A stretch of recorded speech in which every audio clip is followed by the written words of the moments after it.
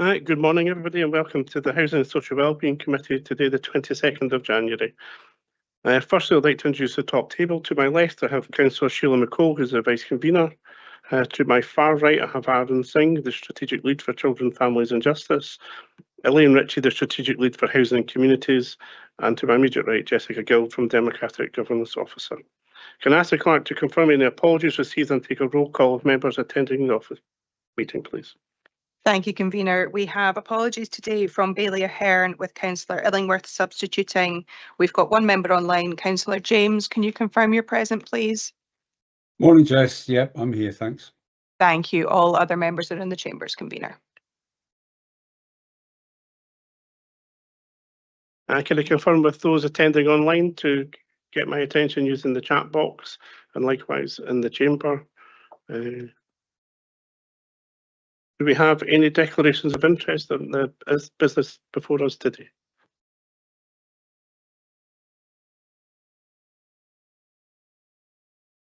I see no declarations of interest. Can we agree the minutes of the previous meeting of the committee on the 27th of November?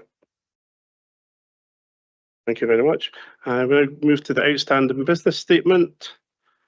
We have paper in front of us. There's 5 items on that, one of them complete. Do we have any comments or questions regarding the outstanding business statement?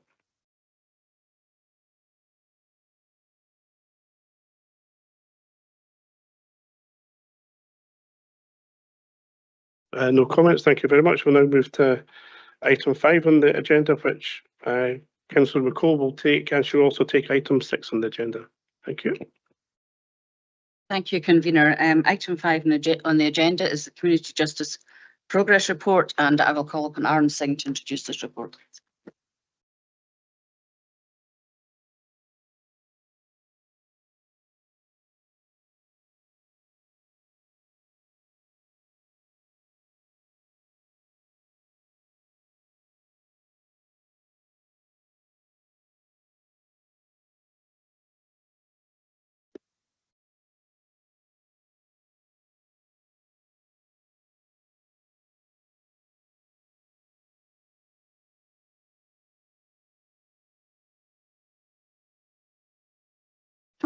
We'll all check before the start of the committee.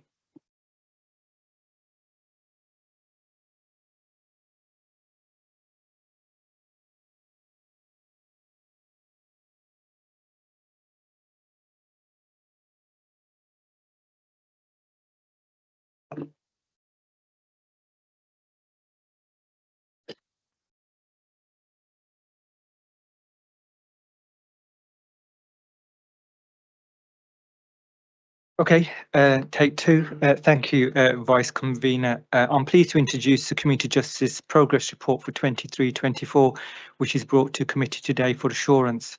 The annual report outlines Perth and Kinross's contribution to the Community Justice and Safety Partnership. Further details regarding the work of the Community Justice and Safety Partnership is outlined in Appendix 1 of the report. The public-facing report was approved by the partnership in December 2024 and is an adaptation of the annual report that was submitted to the Community Justice Scotland again in September 2024. The Justice Update highlights some of the positive contributions made by Perth and Kinross Council to the Community Justice and Safety Partnership, including a number of projects which are detailed in the report. For example, the ELS project, which is a one-stop women's learning service, the Evolve project, the unpaid work service, diversion from prosecution, bail supervision, structured deferred sentence, the Caledonian system, prisoner release arrangements and complex need coordination, and more recently, the work around the child impact assessments as well. The Community Justice Progress Report details the extensive work that's been taken place locally to progress the national strategy that was launched in 2022. That's detailed in the report, and our local Community Justice Outcome Improvement Plan, which was launched in June 2023. Vice Convener, I am joined by Nicola Rogerson, who is our Justice Service Manager, who will be happy to answer any questions in relation to the report. Thank you, Mr. Singh. Excuse me. Do members have any questions on this report? Can I call upon Bailey Williams or Bailey Williamson, first of all, to ask your first question, Mike, please.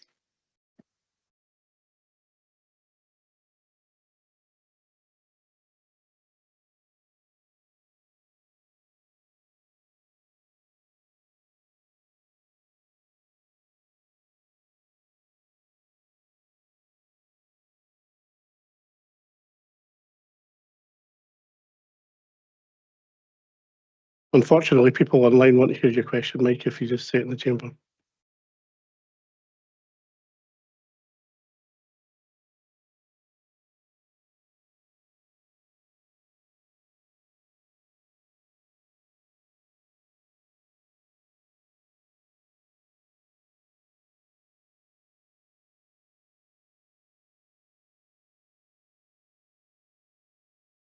Okay. Yeah, I think my first question is around about prisoner release and prisoners who are entitled to or looking for job placements. And I understand that there's quite a number of companies who deal with a private company who deal with doctor's appointments, council housing, etc., etc. And I was just wondering how we, as a council, integrate ourselves into the companies who want to deal with a private company, as opposed to dealing with the council. Nicola? Thank you. Sorry, apologies. Thank you, Councillor Williamson. It's something that we're actually continuing to work on in relation to unpaid work activity. And certainly the work that Roddy Ross has been doing, who is the team leader who oversees the unpaid work team. We are continuing to work alongside our colleagues at HMP Perth, and certainly we are working with and have invested in activity like the Green King Kitchen, which is working in Perth Prison at this moment in time. We're looking to potentially have that unpaid work activity and seeking out any opportunities we can with people in the private sector to be able to kind of change the narrative for people who have committed offences, because they are often excluded from the job market. So we are actively working on that at the moment. Hopefully that answers your question. Yeah, I think my question, Nicola, was around about whilst companies that I suppose they're probably got based in England are used to working with private companies who deal with the services that we provide as a council. And they're more inclined to gravitate towards that. They're quite happy to take prisoners on release from prison to take work placements, but they're not so happy to work alongside the council. It seems they'd rather work with a private company. I was just wondering how we're mitigating against that. I think that's something we will probably have to look into further. It's not something I can answer your question directly today, but certainly it's something I think we could potentially work on. I think we're trying to build on, because we have the early release situation at the moment, which started during the COVID period, and we're building on that just now. It's slow progress, but certainly I'm happy to have a conversation out with committee, because I do understand what you're saying, but there might be different caveats in Scotland that we maybe need to consider, and hopefully, you know, that makes sense. Happy enough. Happy enough for that. Brilliant. Thank you. Can I now call upon Councillor Angus Forbes? Thanks, Vice Convener. I'm interested in the work of the unpaid work team and the partnership that's established with the Housing to Restore Gardens for Vulnerable Tenants. And later on today, we'll be discussing increasing the cost of garden maintenance schemes. So I wondered if there's any more work that the council can do using the unpaid work team to help with council house gardens, particularly for elderly people. I certainly think Nicola, excuse me, Nicola, can I? Sorry, I think asking a question about paper that's still to come is a little bit preemptive. So I just want to make sure this is kept in context. Thank you.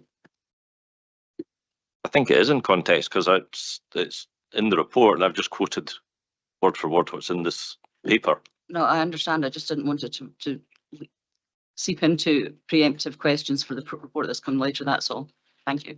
So Nicola, is the question? No, the question is fine. I was just. All right. Okay. Thank you. Certainly, it's something will be more than happy to look at and continue. And it's obviously dependent on circumstances as well. And that's what we do give consideration to. So definitely open to future discussion about that and anything that the unpaid work team can do to support that activity. Thank you, Councillor Forbes. Councillor McPherson. Thank you, Vice Convener. My question relates to the work track programme. It's referred to on page 14, where the service it's a programme, a service to enable the young person to work on their chaotic lifestyle and develop a more structured way of life prior to sentencing. I just wonder, if there's no custodial sentence, is there a continuing service offered to the young person? I note that later on in the report, they can be directed by the court to re-engage in the programme. But I just wonder, if there isn't a custodial sentence, what support services are offered to the young person after sentencing? Thank you. Thank you, Councillor. Although something may not lead to a custodial sentence, we do have an obligation, and quite rightly so, to voluntary through care. And we would certainly continue to engage with that young person if they wanted to do that. When someone is on the Right Track programme, it's an opportunity for the sheriff to decide and have evidence of that young person's engagement with services. Often that will lead to a community payback order, but if it doesn't, we do offer that young person to come back, because you're absolutely right, they might need continued support.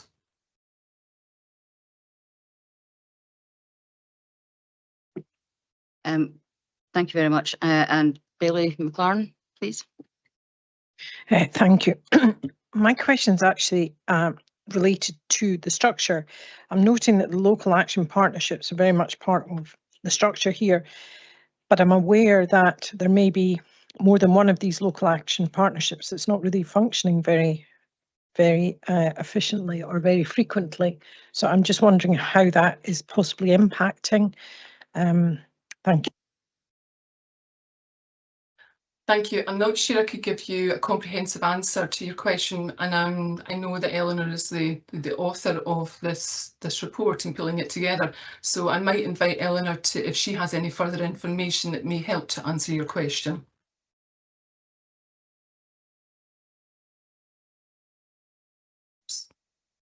Sorry, I don't have anything to add.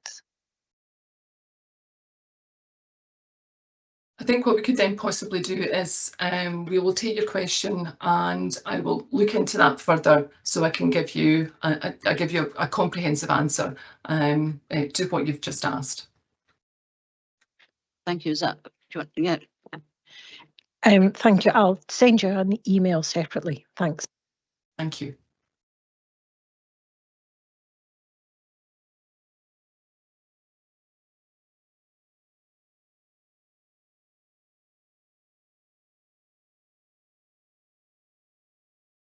My apologies.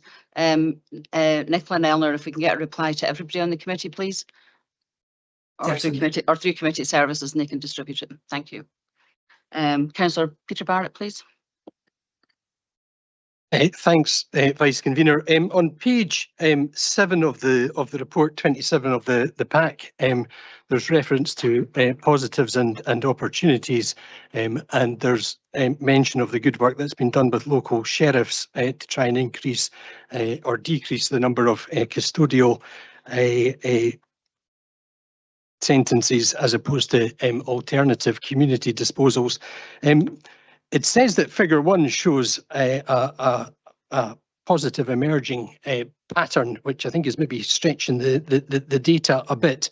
And I just wondered, although it shows that there's rising community disposals, it looks a bit early to say that there's falling custodial ones. And is there any further information from the current year that would lend support to the statement in the report? struggling to find what you're what you're referencing, Councillor Barrett. So I'm going to ask Eleanor if she has any information on that, because she's been doing a lot of engagement work with the sheriffs and may have a bit more information than I do at this time.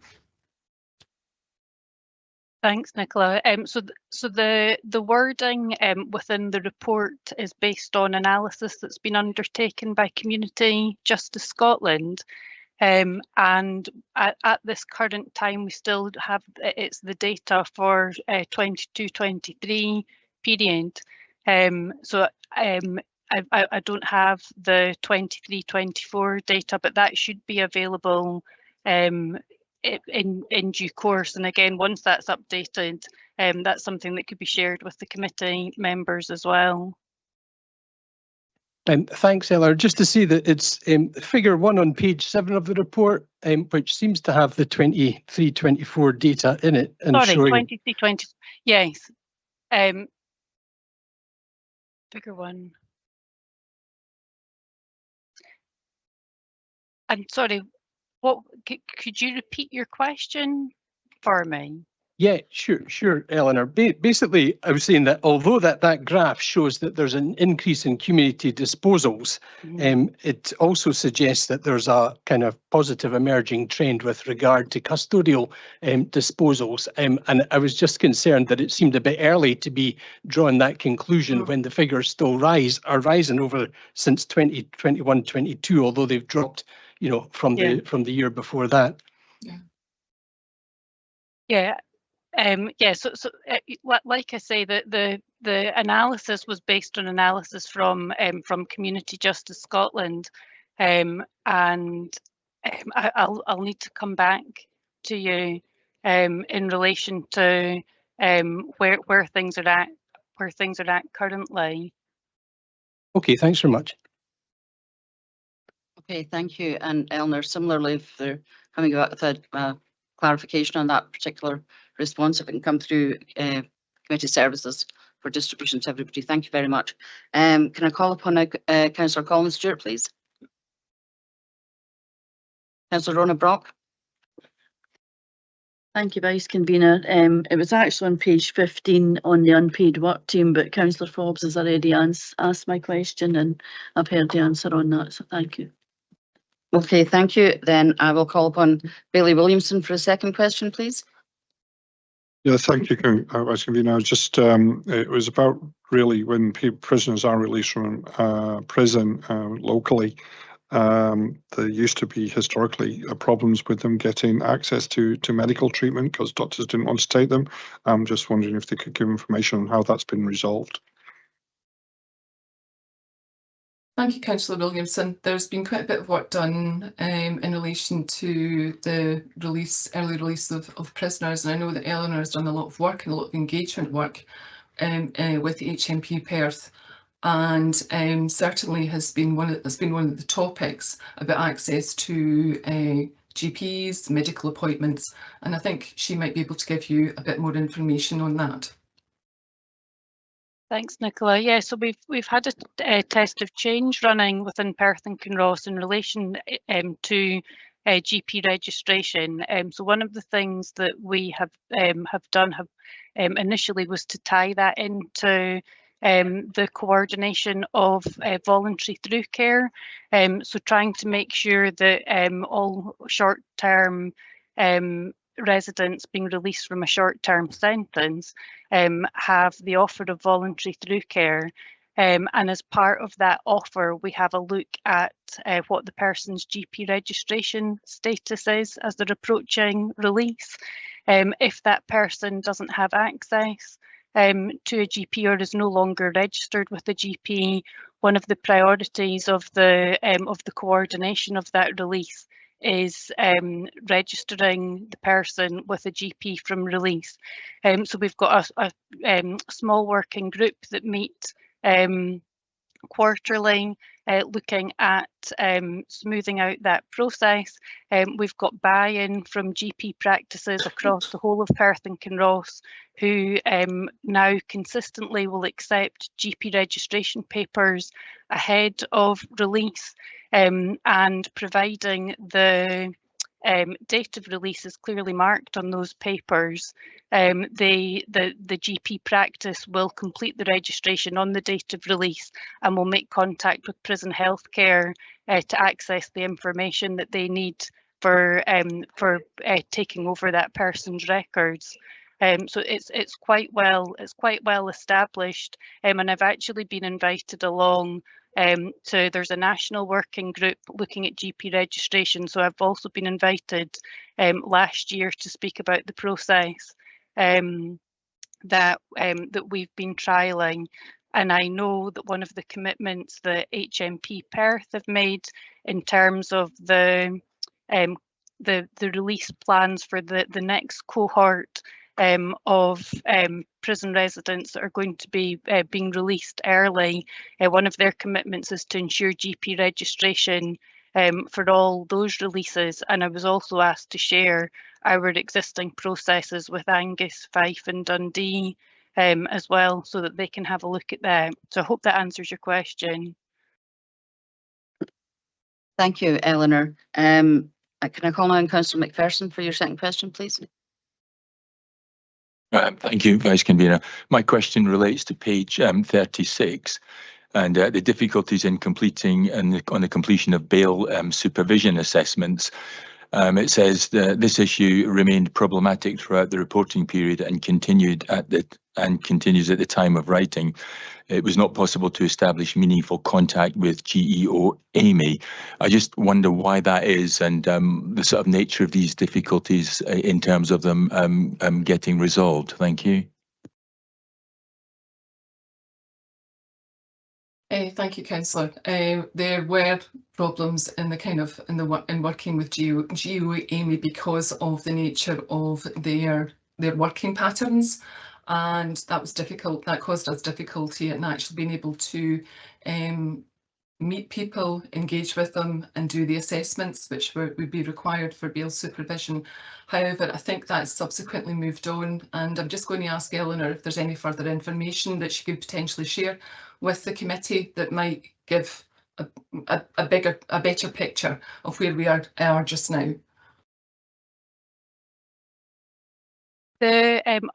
Unfortunately, the engagement with GEO Amy, the sort of communication has been quite stop-start in terms of trying to make a lot of progress with them. And unfortunately, I've not had the opportunity to read the document yet, but there's a document that came out recently in one of the national police communications that talks about, I think, some of the issues with the transport from GEO Amy. So again, that's something that once I've had a chance to look at that, I could share a synopsis of that with the committee, if that would be helpful. Yeah, thank you. That would indeed. Thank you. Thank you. Can I now call on Councillor Barrett for your second question, please? Thanks, Sheila. I just wondered if there was any information or any further information we could get regarding the increasing use of electronic monitoring and how that had grown over the past year. If you don't have the figures to hand just now, then if they could be circulated, that'd be helpful. And can you also tell us if, at any point in time, we maintain a list of people who are subject to electronic monitoring? Thank you, Councillor Barrett. No, unfortunately, I don't have the figures to hand about electronic monitoring. I mean, certainly that's something which is still in the process of, in part, development, because obviously moving to GPS, hopefully. And certainly we, as I say, we can, sorry, apologies, I've kind of lost track. It's the second part of your question. Apologies. If you could possibly repeat that. No, it was just, is the Criminal Justice Service aware of who is subject to electronic monitoring? Do we maintain a list?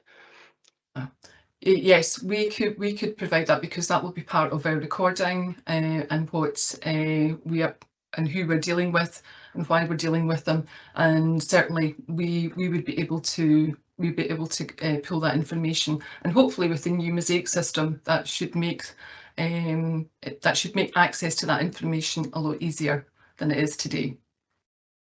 Thank you. Thank you. Can I call Councillor Frank Smith for his first question? Thank you very much, Vice Convener. My question is for the unpaid work team. First of all, I'd like to say that they do a great job, especially at West Bank, Neil MacLeod, all the guys up there. Two questions really I have, or two queries, is that number one, when I called them out, they didn't have the adequate equipment with them regarding, for instance, they didn't have a pair of Wellingtons, so instead of going back to the actual place, I decided to lift the stuff out and put the stuff into the back of the van myself. So it seems they didn't have the right equipment with them. My second query was quite incredible, that community service, there was a person in my ward doing community service, and he got the community service to do his garden. And I find that astonishing. Now, maybe there was a timing issue there, but under no circumstances, as far as I'm concerned, should be a community guy who's serving community service get a community team to clean his garden. So thank you very much for that. Thank you, Councillor. I'm surprised that they don't have the right equipment, because actually I'm due to go up to West Bank later today, and it's certainly something I will query. So I don't understand why that's the case, but I'll certainly look into it. As for your second point about somebody who's subject to unpaid work and actually having them do their garden again, I find that surprising, but I would have to look into that situation to understand why that was the case and why that was sanctioned. So I can do that and obviously get back to you. Thank you. It was a pair of wellies. That's all that was missing. Thank you. Actually, I'd like to take a point to comment here for all councillors on the committee that we need to try and keep our questioning to the generalities of our papers and not to individual casework or cases that we're aware of, because this is a public domain and we should not be discussing some of these confidential things within the public domain, to try and keep our comments as general as possible to prevent any data breaches that may occur. Just to help us phrase what we're saying. If you don't understand that, Frank, then you can speak to council officers outside of the committee to understand what's appropriate and not appropriate within a committee. Thank you, Convener, for that clarification. Bailey McLaren, your second question, please.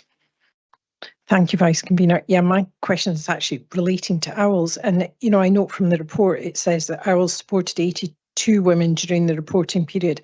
I would just like to understand if that service is pressurised, you know, because there is a lot that is being delivered through that. So I would just like to understand the success of that, and is the needs being met? Thank you, Bailey McLaren. Certainly Owls has been around now since 2013, and it has gone through a number of evolutions during that time. It's there to support women who are in the justice system, who come into the justice system, even those, you know, whether they are on a community payback order or coming out of prison. And we do engage with HMP Stirling and the female custodial units, one in Glasgow. I don't think we've got any people in Glasgow, but certainly in the one in Dundee. They invite in a number of services which are there to meet the specific needs of women in the justice system. And one thing I think that might be helpful to you, if you have the time to do that, I would certainly like to invite you to come and have a visit to Owls and speak to some of the women that are there, and certainly the staff and the coordinator, because I think you would find it very helpful, and it might actually, you know, give you a fuller picture. Thank you. I would very much like to take you up on that offer. Thank you. Thank you.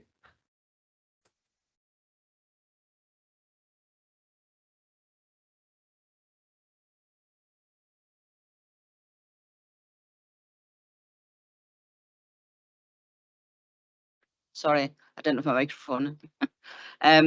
So we'll call Councillor Brock now, followed by Councillor McPherson, who will be the last questioner, unless somebody has some last minute question they want to ask, but please let me know now. Thank you.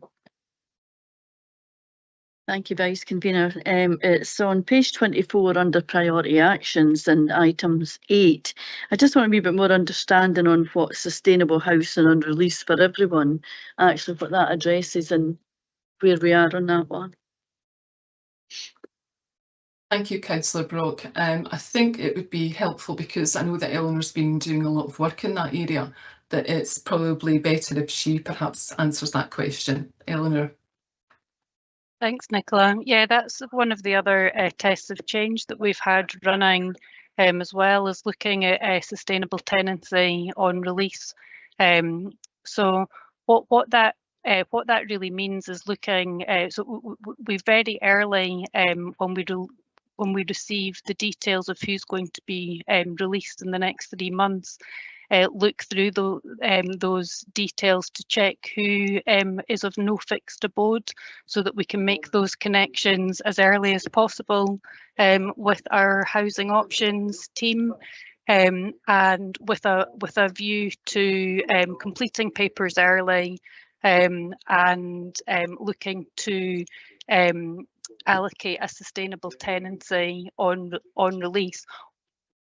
The reason that we talk about sustainable tenancy is sometimes people might move into a temporary tenancy on release that over time can actually transfer into a secure tenancy, and there's other people who where a property exists in the area that that they've identified that they want to live, we do look to try and organise a secure tenancy as well, where the person would move directly into the property from the prison into a furnished property, again with the support of the housing team.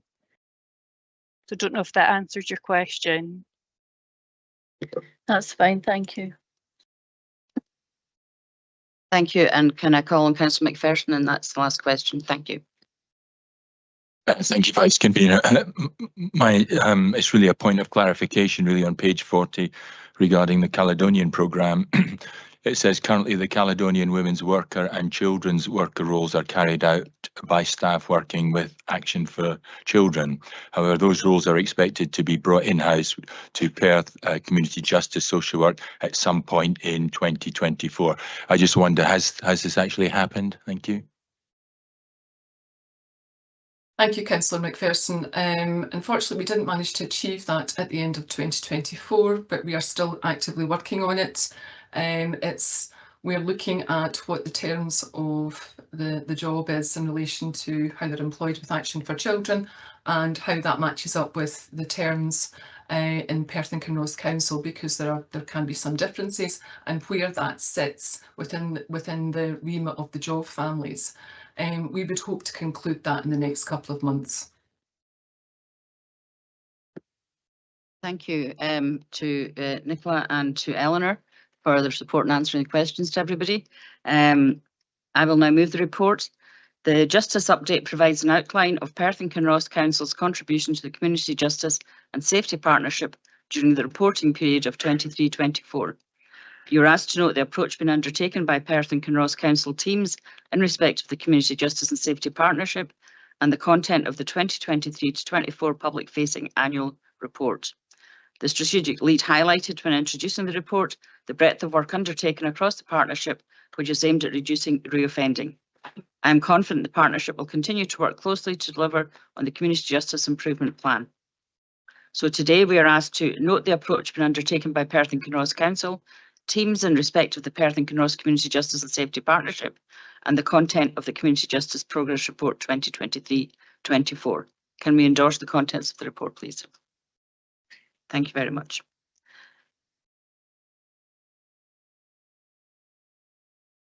Can I ask, so I'm now happy that we move the report. Can I ask Councillor McEwen to second the report, please? Thank you. I'm happy to second the report. Thank you, Convener.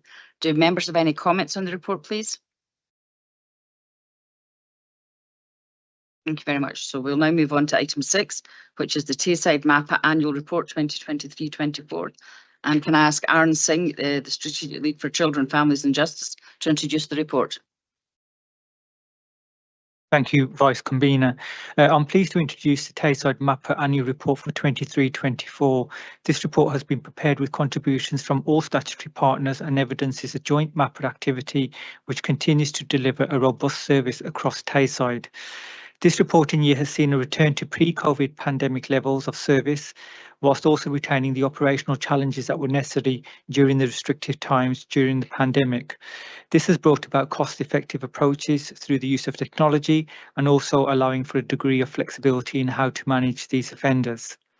Agencies within Tayside have continued to work collaboratively and have sought to scrutinise and strengthen practice in this reporting year through the work of the subgroups and the oversight and leadership from the Strategic Oversight Group in Tayside.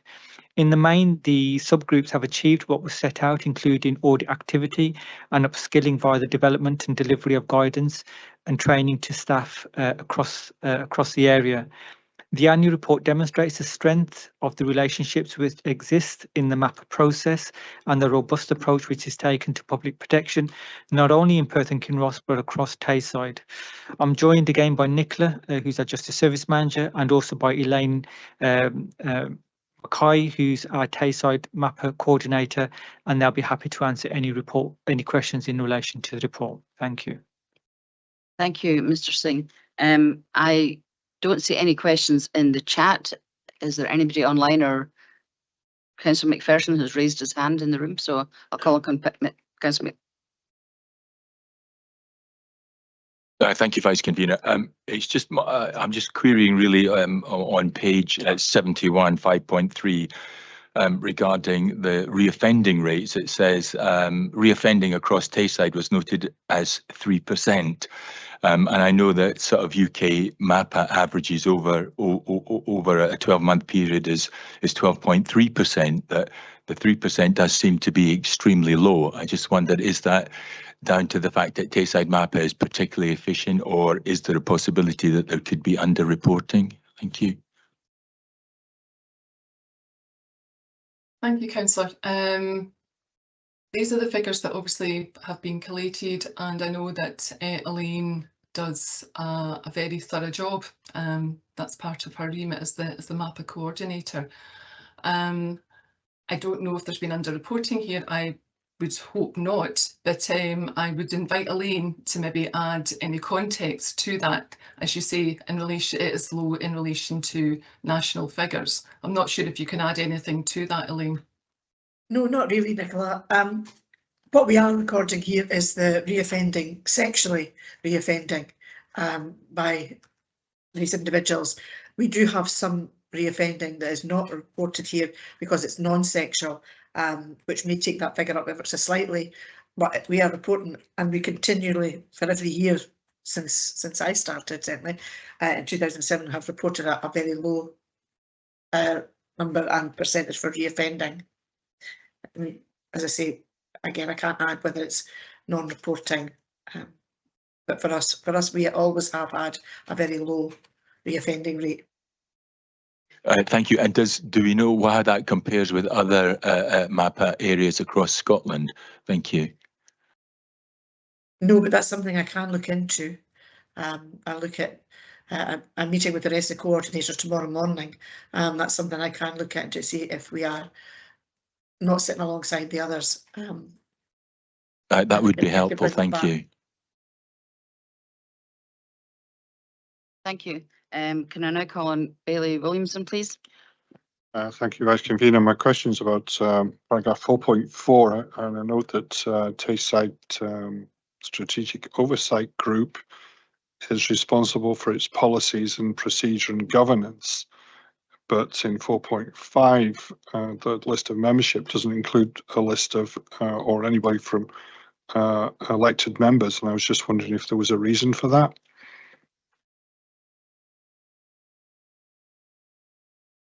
Thank you, Councillor Williamson. Sorry, I'm just trying to look at the report here. Elected members wouldn't be part of the wouldn't be part of the strategic oversight group. I'm not aware of that, and I'm not aware that that's part of the legislation, that should be the case. So I'm not sure if Elaine, you can provide any clarification on this, but that's my understanding. Yeah, the strategic oversight group is made up of the individuals and the agencies who actually work and manage the individuals who are subject to MAPA. However, elected members are always forefront of anything that we carry out, and we do. And if there's anything that we need to bring to your table, we will certainly hold either individual meetings or bring information to you or report to you. But no, it's not been, and I don't think there is. We've spoke about lay members at groups before, but again, across the country, there is no elected members at the strategic oversight groups. Is that, you happy with that answer? Yeah, could I come back, please? I just wonder, therefore, who is actually testing your policies or scrutinising your policies to make sure they're fit for purpose? I think that's the crux of what I'm trying to ask. If you're scrutinising your own policies, there could be an element of complacency set in there. We have to answer to Scottish Government. Yeah. Scottish Government are who is our lead.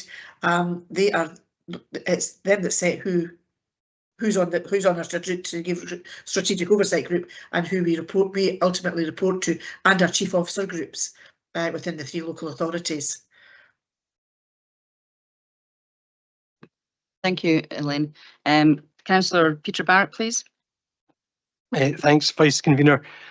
The report mentions the importance of good communications and intelligence sharing, and the case study on page 5 of the report, 83 of the pack, talks about the benefits of co-locating services in Dundee, particularly with the NHS MAPA liaison officer.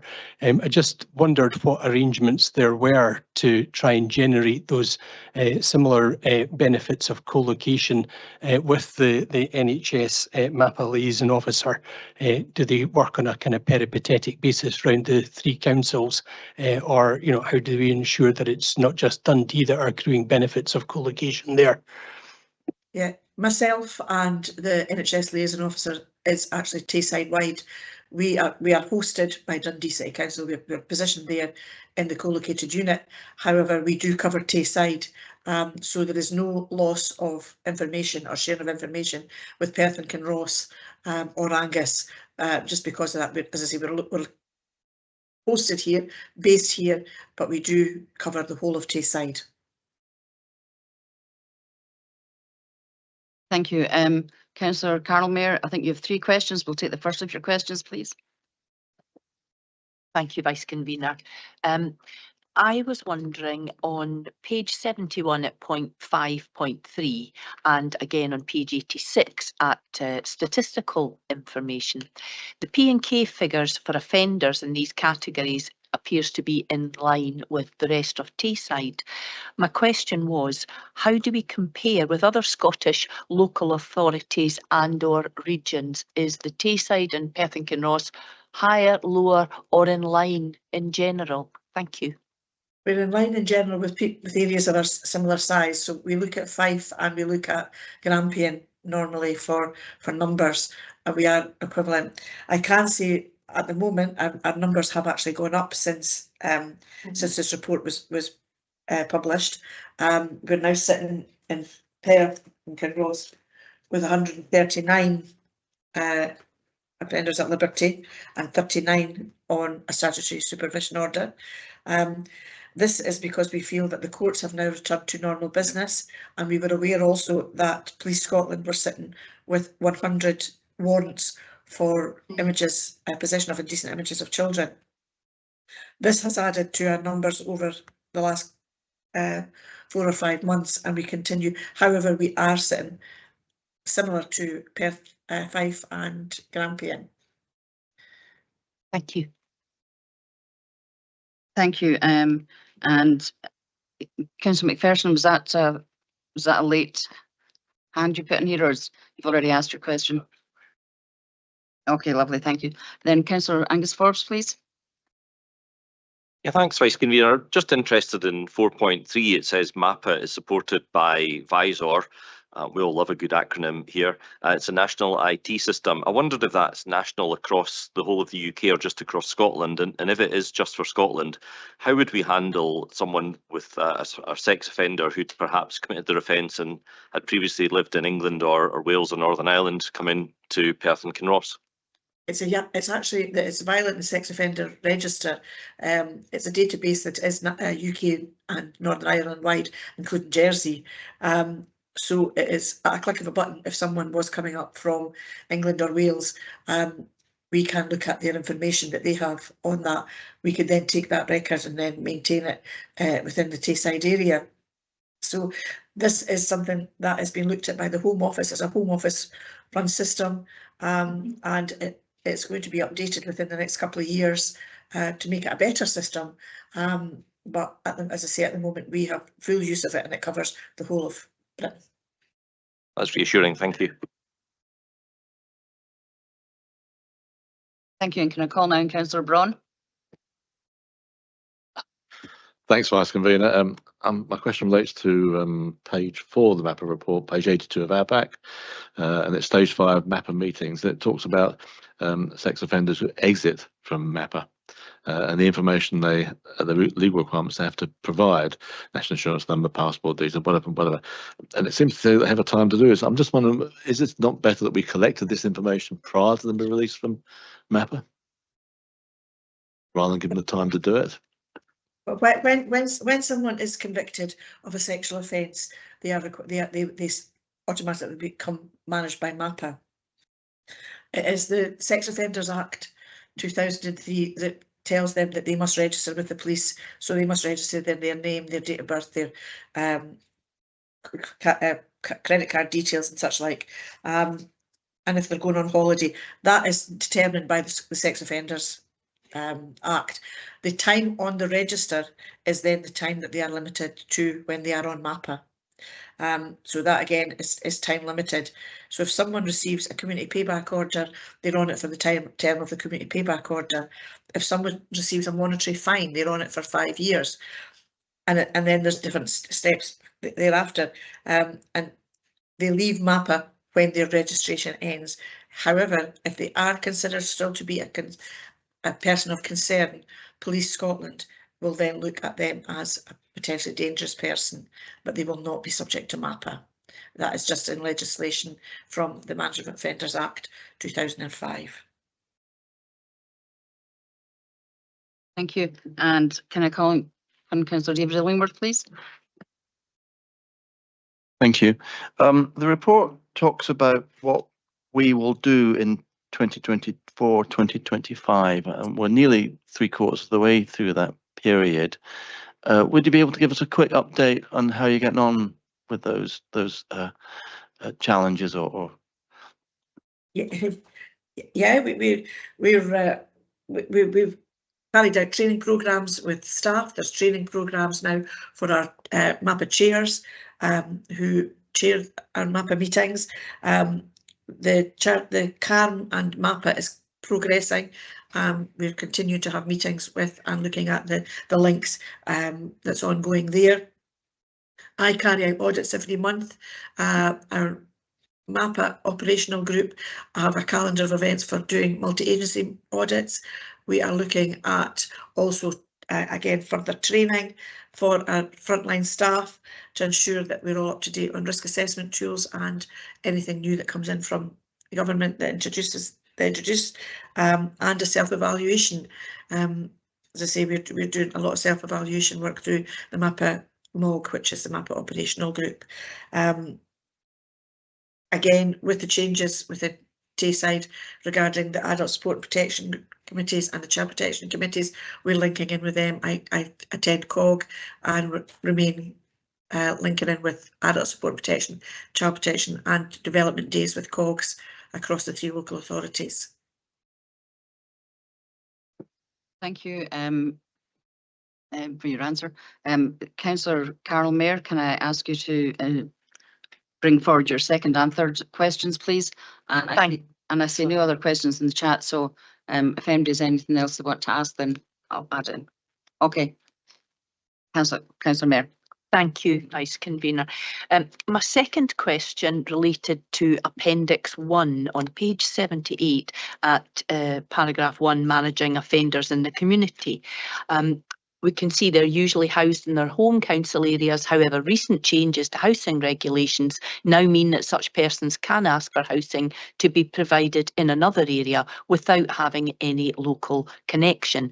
My question in relation to that paragraph was, are we seeing an increase in offenders who are not local to P&K asking to be housed in our area? And my third question is, what role, if any, does the Safer Communities team and the community wardens play in the MAPA plans with the convictors housed in Perth and Kinross? Thank you. I can say that the local connection came about from the government decision to try and end homelessness, and they removed the local connection for anyone who can turn up to wherever they like and present as homeless. We haven't seen in Perth and Kinross, we have not seen a great increase in people turning up to move into the area. We have in Dundee, but not so much in Angus and in Perth and Kinross.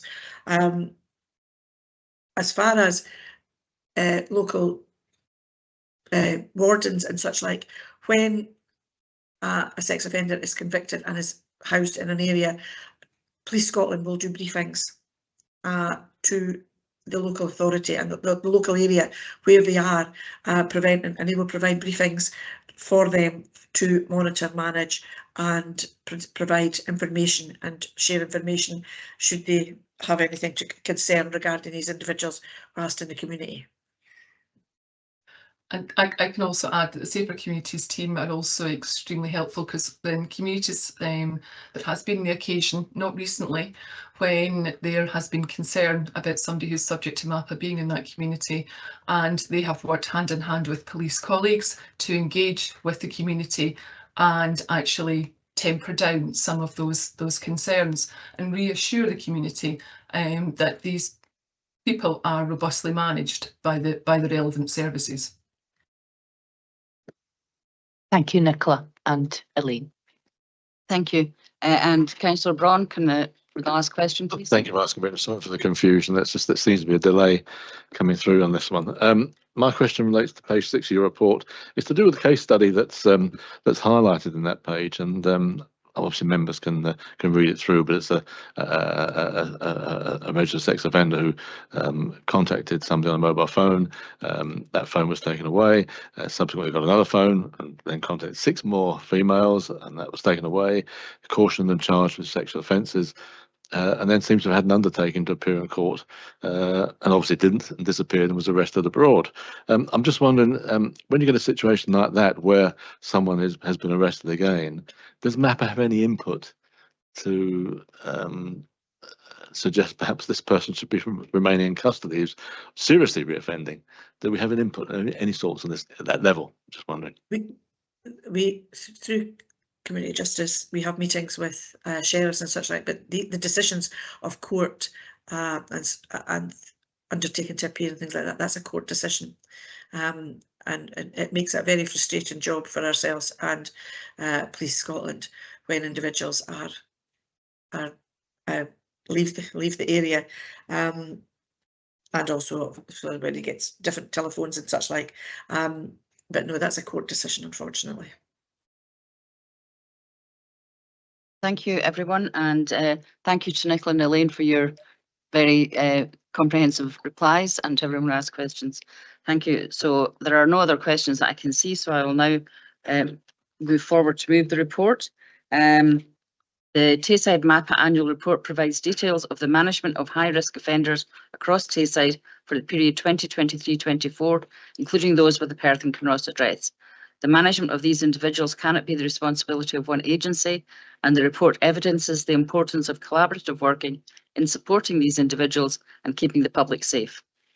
We are asked to take assurance about the work being undertaken in respect of the MAPA in Tayside and specifically Perth and Kinross, endorse the contents of this report, and request that the Strategic Lead for Children, Families and Justice bring forward future annual reports to this committee.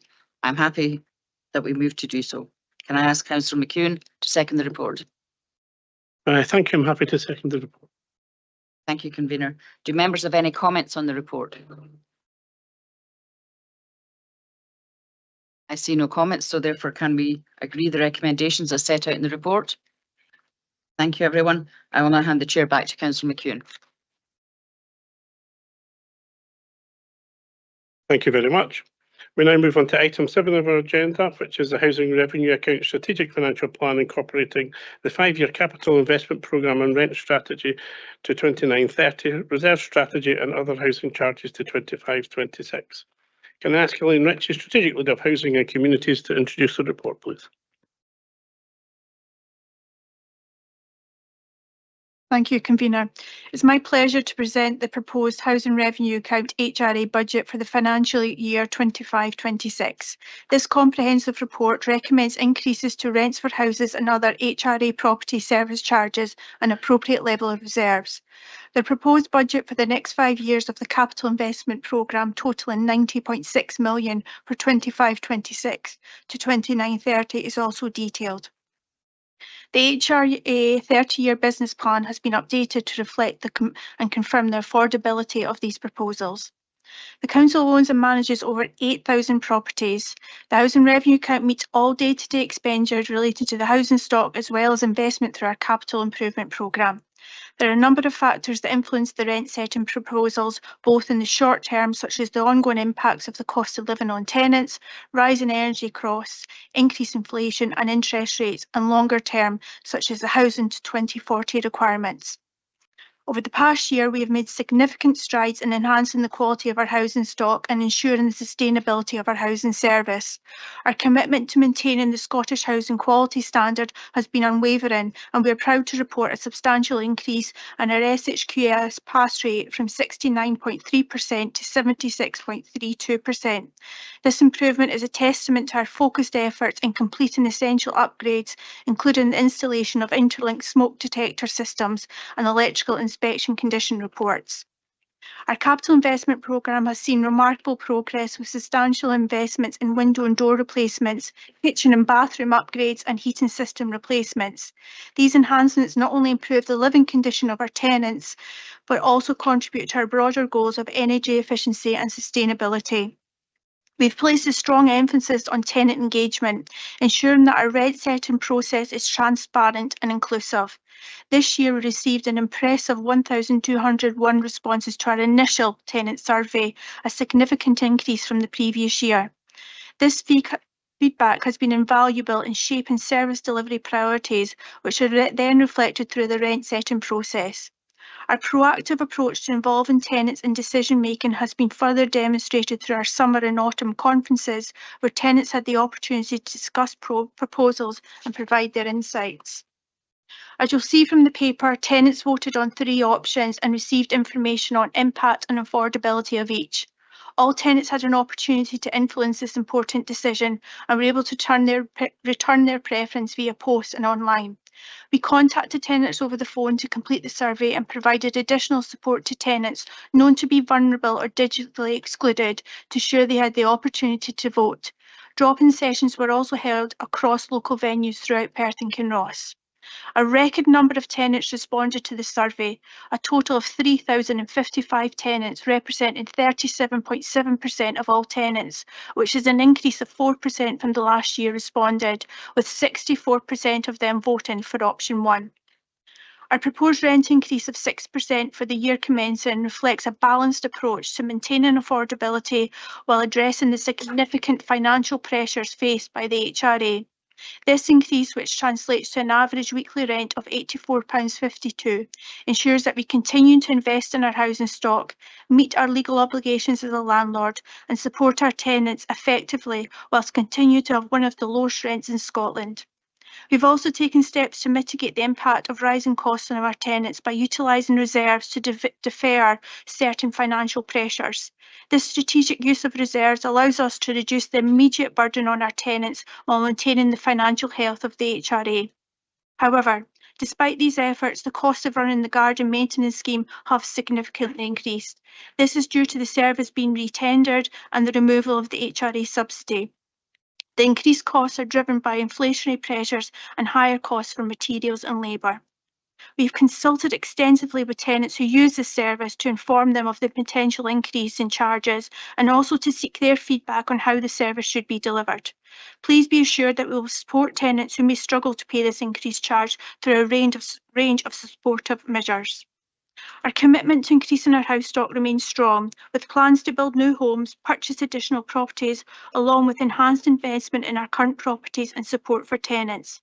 These efforts are crucial in addressing the growing demand for affordable housing and meeting the needs of our tenants and the wider community. In conclusion, the HRA rent setting paper for 25-26 reflects our dedication to providing high quality, affordable housing for our tenants.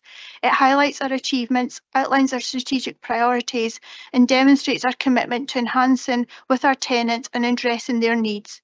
We are confident that the measures outlined in this report will support the continued improvement of our housing services and contribute to the well-being of our communities. Thank you. Thank you very much. Questions now. We first start with Councillor Forbes. Thanks, Convener. Thanks for that, Elaine. That all sounds like really good, some really good stuff there. I was wanting to ask you specifically, if I may, about the increase to garden fees. You said that there were supportive measures available that could help people. I wonder if you could elaborate as to what they are. And I was chastised by the Vice Convener for bringing this question up in the couple of papers ago, but maybe comment on using the unpaid work team as well. Thanks. That's Councillor Forbes. In terms of the supportive measure, we've got a range of supportive measures that we could put in place in terms of providing 7 cuts instead of 14, so that would be half the service. We would possibly look at the phased increase that we've kind of like spoke about. Supporting tenants to withdraw from the service. It's not a statutory obligation to provide it. It's not a landlord function, so therefore some tenants might be able to source the service cheaper elsewhere. You stole one of my supportive measurements, and I have spoken to community safety, and there is a potential that we could work with the payback team, particularly for some cases where there is affordability issues or the tenant is deemed extremely vulnerable. So that is a potential support area that we can provide. We've also got a range of support financial measures that we can provide. So we've spoken to CAB and our welfare rights, and there are grants that are available for tenants who could struggle with the increase, and that's about providing targeted support. So we would work with tenants who approach us to let us know that they're struggling to pay that increase. Also, it's an annual increase, and therefore tenants can pay it throughout the year through instalments in terms of how much they can pay weekly, monthly or quarterly, depending on their financial means. And ultimately, we will be monitoring the impact of the changes to the scheme to see what the impact will, and if need be, make the changes as required. Councillor Braun. Thanks, Convener. Councillor Forbes has asked the bulk of my question, but just to clarify, the people who use this service, do they tend to be elderly and disabled, or and all council tenants? Because the service was subsidised by the HRA, it was for tenants over 65 or people on a qualifying benefit. So it is for generally older people, yes. Bailey Williamson. Thank you, Convener. I was just wondering, it's about the reduction of the staff travel budget, and I was just wondering if you could outline the impact it will have on rural areas and what measures are being taken to backfill the lack of travel, such as potentially online surgeries. Thank you. Thanks for your question. There should be no reduction in the services that we're providing in local communities. And the reason for that reduced service travel is we're encouraging staff to be out in their communities, so living where they work as such, but also the use of our fleet cars. We've got fleet cars that we utilise, so it's using our council vehicles rather than their personal vehicles, which saves us money in terms of travel costs. Councillor Mayor, your first question. My first question, Elaine, was on the subject of tenant engagement and that being increased. Have you got any measurable demographic demographic information as to who it is who actually has responded? Thank you. Yeah, we have tenant profile information, so it's a good vast majority of our tenants, because we do it randomly, but we also focus in on particularly all areas of our tenants, so it's a wide spread, but we could get that information if required in terms of age profile, if that's helpful. Thank you. Councillor Barrett. Thanks, convener. Questions in kind of two parts. Firstly is how do we kind of reconcile the difference between the rent strategy, which I think, despite being upgraded by 1% to 3.5% for the next 3 years, I think it is likely still to be inadequate given inflationary pressures, employers' national insurance contributions, and pay inflation. I think 3.5% would probably only account for one of those items. And the difference between that and the actual rent rise options that we're consulting with tenants on, because I think having an inadequate rent strategy means that you're setting the expectations that tenants have for what they're going to be expected to be paying much lower than what's actually being consulted upon in reality. So how do we resolve those?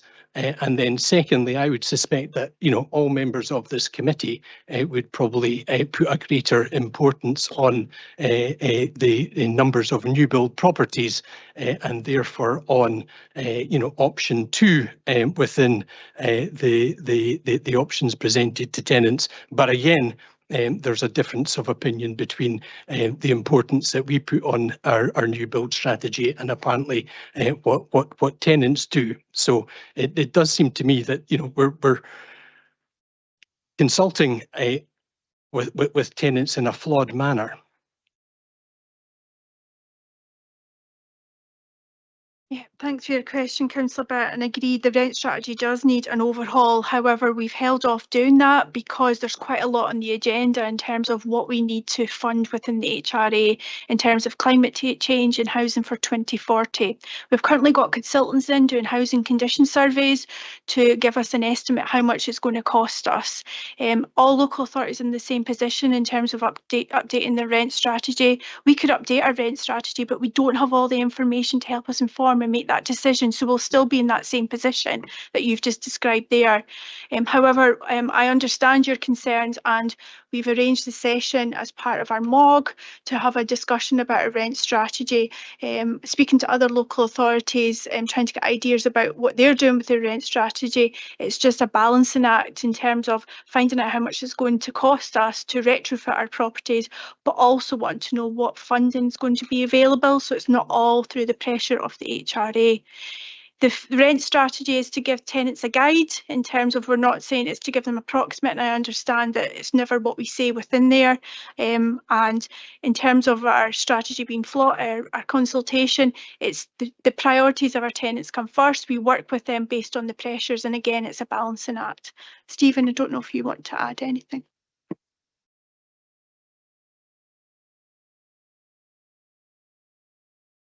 Next question is from Councillor Braun. Thank you, convener. I'm looking at section 7.2. This is talking about the change from energy efficiency standard for social housing to something now to be called social housing net zero. I'm just wondering, have we had any details yet from the Scottish Government what changes are likely to take place? Not yet, and again that just adds to my question, my answer back to Councillor Barrett. There's still quite a lot of unknowns in terms of the standards. They've changed the standards, and again that impacts on the retrofitting and what we're required to comply with in terms of upgrading our properties. Bailey Brock. Thank you, convener. I just want to ask a question on the Gypsy Traveller Project Officer and the Housing Enabler Officer. I just wondered if you were able to tell me how many properties the Gypsy Traveller Project Officer would be expected to look over, or take over the project on how many properties there would be. So the investment in our Gypsy Traveller sites, as you know, we've got significant investment going on. So we've got 20 chalets up at Double Dykes, we've got the 8 at Bob and Mill, and we're also developing our transient site. So that officer will link in and provide that support in terms of the development and the regeneration of those sites. So not huge amounts of property numbers, but it's about the support. It's more of a housing officer role. It's the support and assistance, tapping into what external grant funding is available, and also addressing some of the actions that come out through the Human Rights Action Plan. So it's addressing some of that, and also linking in. We've got quite a lot of our Gypsy Traveller community living in various parts of our community. So it's not just focused on our sites, but also within our communities as well. Councillor Stewart. Thanks. I've got a number, but I'll maybe start by following up on Bailey Brock's question. Are we applying full cost recovery universally across housing revenue account services? So, for example, will that new Gypsy Traveller project officer be recovered from Gypsy Traveller site charge increases? Because I'm not seeing those site increases, those site charges in Appendix 5.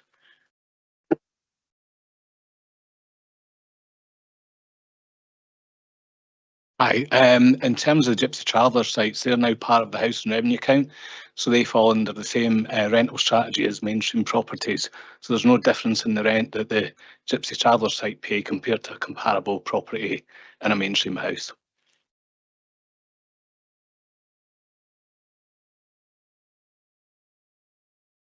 Okay, thanks. And can I carry on with other questions?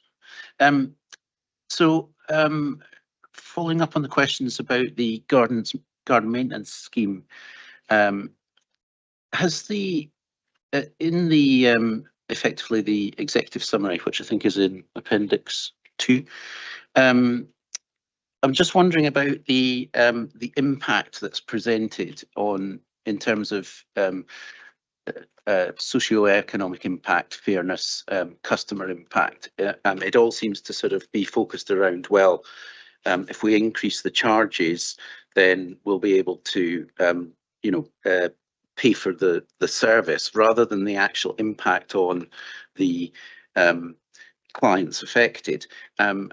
And it says that people were consulted about it or have been made aware of the proposed increase, but I just wondered what feedback there had been. And related to that, if we're proposing to increase the cost of the charge by 266%, how is it that the cost of the contract has increased by 266%? I'm presuming it was at full cost recovery in 24-25. So for 25-26, I don't understand how a contract increases by nearly 3 times. Okay, so I'll answer some, and Stephen, you could maybe come in. In terms of the impact in Appendix 2, we complete an equalities impact assessment. So that demonstrates in terms of the impact on individuals, not financially. That's not included in here, but it can be made available. We do so we've done a qualities impact on the increase in charges for the garden maintenance street. So that covers the impact socially, wellbeing, and the characteristic groups that are covered within the Equalities Act. In terms of the feedback that we received, some of the feedback was they would just wait to see if the increase was approved. People had asked for enhancements to the service, so more than what was currently provided. Not a lot of feedback on the increase. It was more about the level of service, looking for additional services being provided. And in terms of the full cost recovery, I'll bring Stephen in terms of giving an overview on that. The contract was retendered. It was retendered in April 2024, so the costs had increased significantly. It was a relatively cheap service that we were being provided for before by a different provider. And when the retendering came in, the cost did increase significantly. Price per cuts, the cost of fuel, etc., and the cost of the contract that we are paying is the cost that we are looking to pass on to the service users of that service. So it is full cost recovery.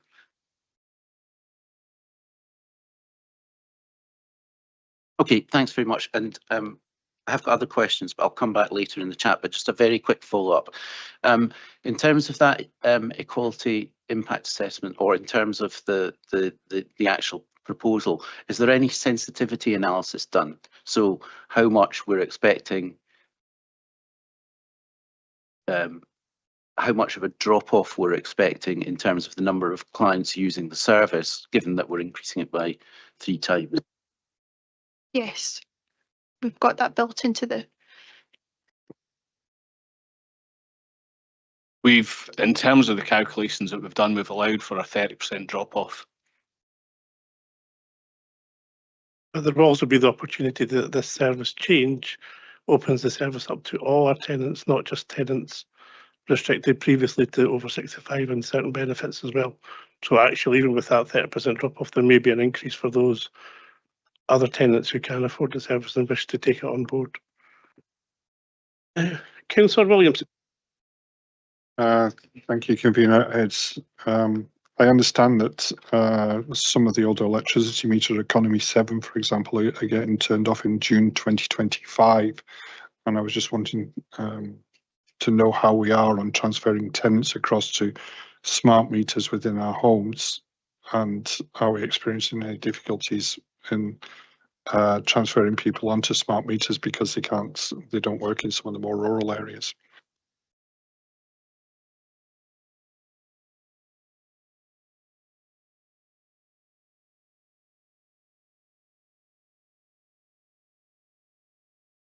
June, are you able to answer that question from Councillor Williamson?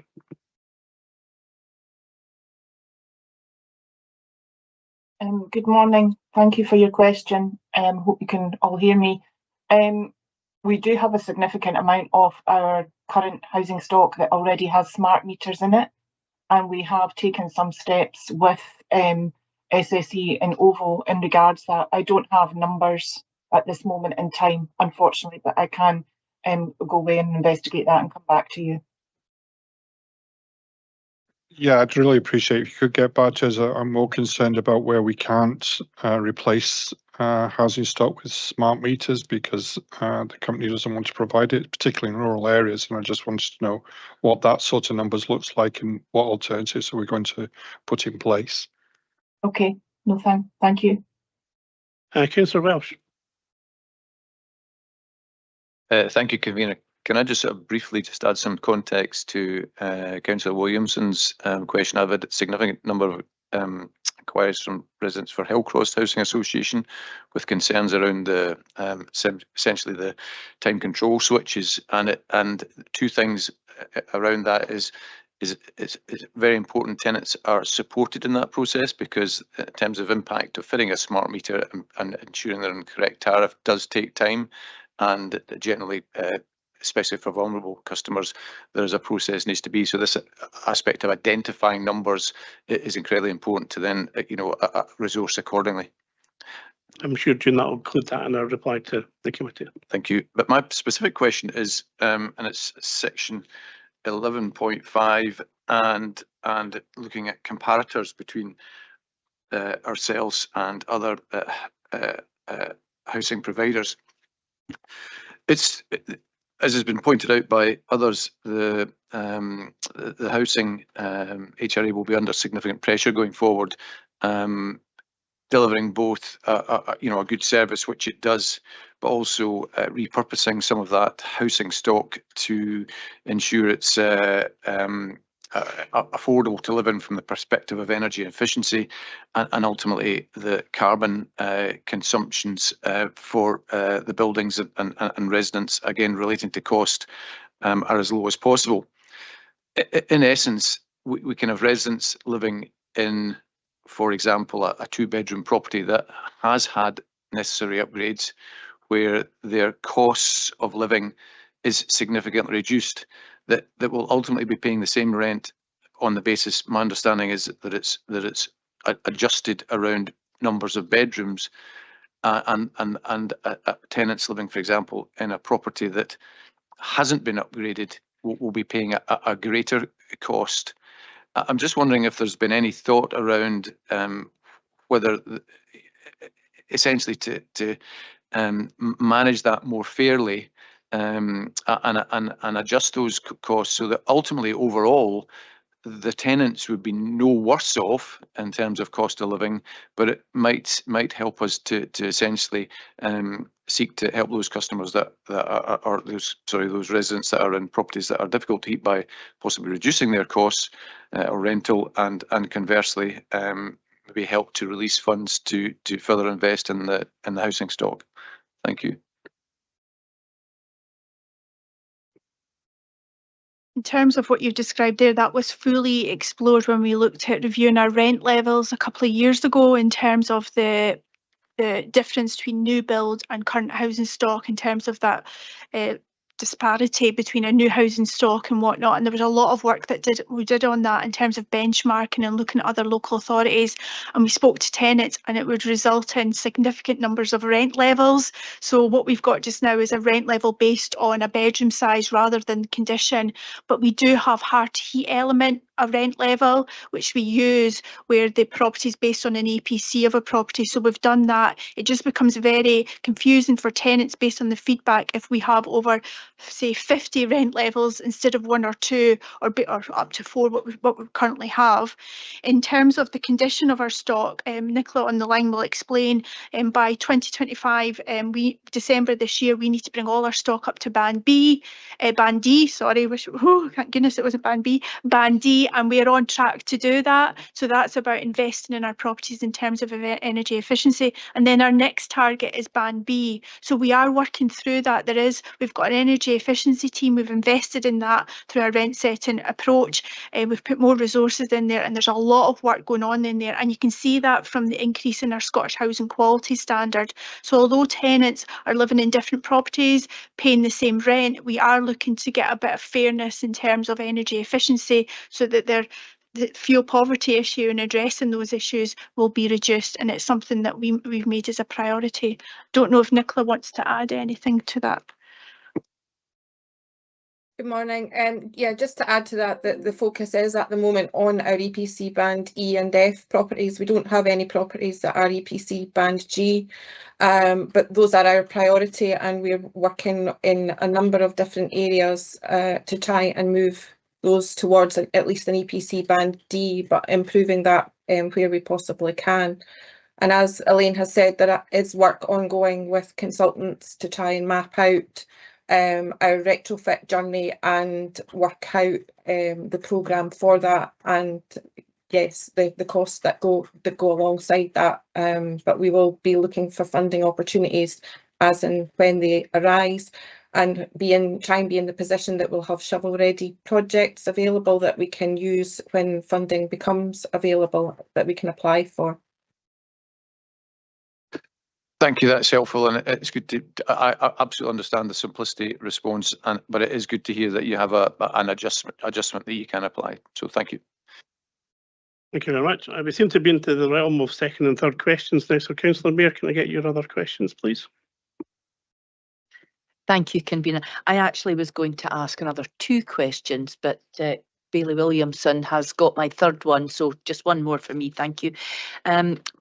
Going back to the tenant engagement and the increase in that, I wondered if Elaine could tell us what do you think drove the very sizable increase in the responses from tenants on this occasion, and did you engage with them in a different way from how you have done before, and if so, what additional methods did you use that hadn't been used before? Thank you. In terms of our tenant engagement, yeah, we did. It was probably a more focused approach this time. So what we utilised was our locality housing team. So all staff, it was every staff's responsibility to get feedback from tenants. So that's when staff were out in tenants' homes or meeting with tenants, it was to get their feedback. Also visiting tenants in places where tenants go. So that's like lunch clubs, drop-in centres, actually going to tenants rather than expecting tenants to come to us. We also got a company to support us with telephone surveys. So it was a range of measures that we took, also used our social media platform, and also focusing on our hard to reach groups as well, tapping into services that some of our tenants use. So that's our support provider, social work.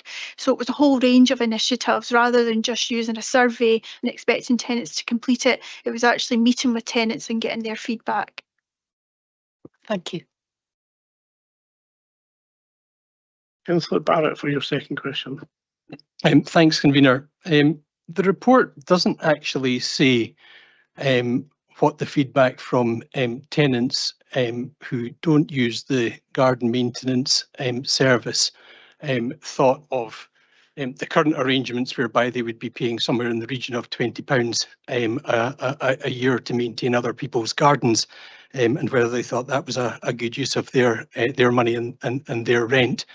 And it also appears that we've consulted upon a Rolls-Royce garden maintenance service with 14 cuts a year. Last year, I'm not a lawn obsessed gardener, but I cut my grass 3 times last year, and that was perfectly adequate. So why we need to do something that's 5 times better than that, it's kind of beyond me, and I'd like to know why we were consulting on that, or whether there's maybe even a menu of garden maintenance options proposed, which could have been substantially cheaper than what's in front of us. So in terms of the feedback, we've got the feedback through, we've got an HRA working group, which is made up of tenants. So we've got majority of the feedback from them regarding the impact of the subsidy, and they felt it was unfair. But we haven't included that in the report, but we did get that feedback. And in terms of the standard, that is what we've currently got in place is what is usual that we provided, and we re-tendered based on the previous service, and there was a reduction in that service. It was more than Rolls-Royce, if you said. It was much more cuts within there, so we did whittle it back. It is the feedback that we get from the contractors who use it is the tenants are quite adamant in terms of the service, the level that they expect to receive. However, it's a 3-year contract, and it's something that a commitment is we need to look at it, because we need to look at all our estate management support that we provide to tenants, and that's just not gardening but also stair cleaning, those sorts of things. And we need to maybe look at a more collaborative approach, particularly because we've got mixed tenure blocks, looking at the private sector as well. So it's something that we really need to look upon in terms of not just a standalone service. Is there something we can do that's maybe a mixed service in terms of stair cleaning and those sorts of things as well, and window cleaning, just based on the feedback that we're getting from tenants. Councillor Stewart.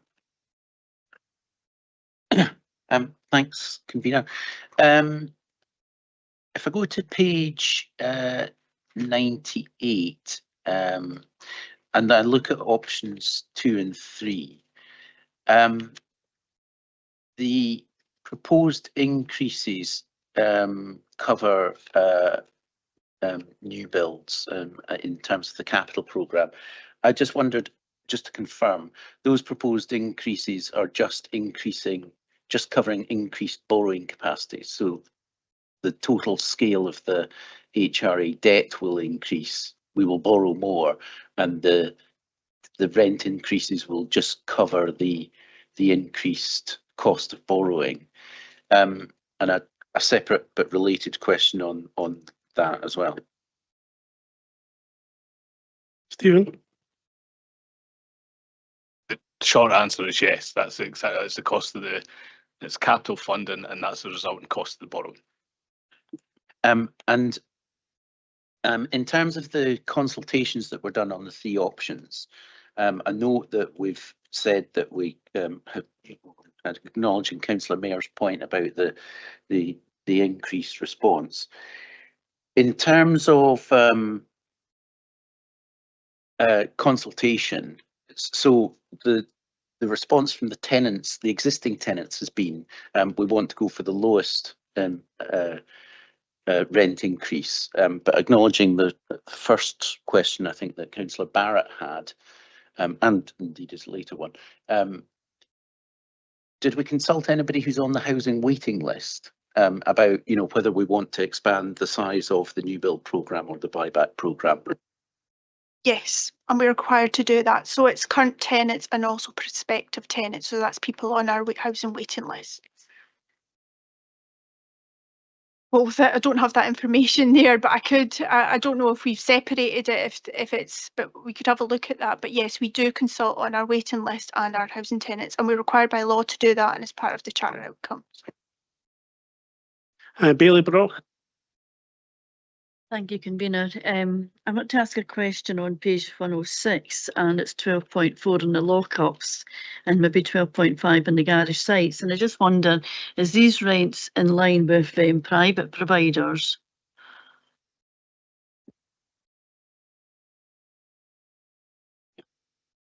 We, in terms of the garage sites, that's just an area of ground where an individual will build their own garage on. But in terms of lockups, we have looked at the price that we charge for tenants and private owners, and it is comparable with the private sector within our area. Councillor Forbes. Thanks, convener. Sorry, I wasn't quite ready for you there. I'm interested, moving away from gardens for a moment at least, I'm interested in increasing the council house stock, which is section 8 of the report. And I'm a big fan of just building houses, but I think everybody in this room probably knows that. And I was reading last week, I think, that social house building starts in Scotland are at their lowest in 20 years, but we seem to be doing remarkably well. But of course, it's difficult to compare apples for apples in these kind of things, but interested if you had any thoughts on whether we're doing better or worse than compared to local authorities across Scotland, and where we are really in the big picture of social house building in Scotland and the contribution Perth and Kinross are making to it. I think we are doing relatively okay. It's comparing apples with apples though, because we're comparing ourselves with Edinburgh and Glasgow, so we need to be careful, but we can get that information because we benchmark all the time. There's a bit of competition, but where we are doing exceptionally well is through our buyback programme, where our target was 40 this year and we've just reached 95. So we're doing exceptionally well there, just because of the difficulties. Well, not the difficulties, just the time lag with new builds, and given the pressure that we've got for housing, it's quicker through our buyback programme, but we can get that information in terms of benchmarking position. I appreciate being compared with Edinburgh and Glasgow is not fair, but in other parts of council business, we have kind of family group. Do we have that in housing, and how do we fare in that regard? Yeah, we do that, and we compare ourselves with likes of Angus and Dundee and Stirling and Clackmannanshire, so I can get that information for you, not a problem. Councillor Smith. Thank you, convener. I'm going back to the garden and maintenance again, please. And to me, it's very worrying that the costs have gone so high.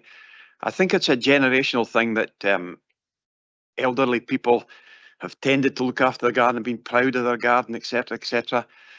There used to be competitions, I think, where you had the best garden in your area, etc., etc.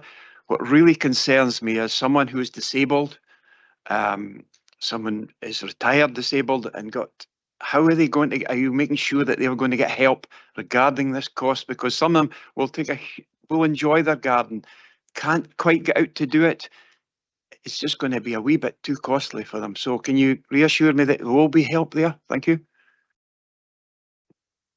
Yeah, as I said at the beginning, and in terms of picking up Councillor Forbes's point, we've got a range of supportive measures. Our housing officers know their tenants, and we know when tenants are struggling, and we wouldn't allow that in terms of tenants who couldn't enjoy their gardens. So there is a range of support measures that will be put in place. I can assure you of that. Housing officers know their patches, they know their tenants as well, and I would encourage you, if you've got any concerns or complaints that you're receiving, please let us know and we'll act upon them as well.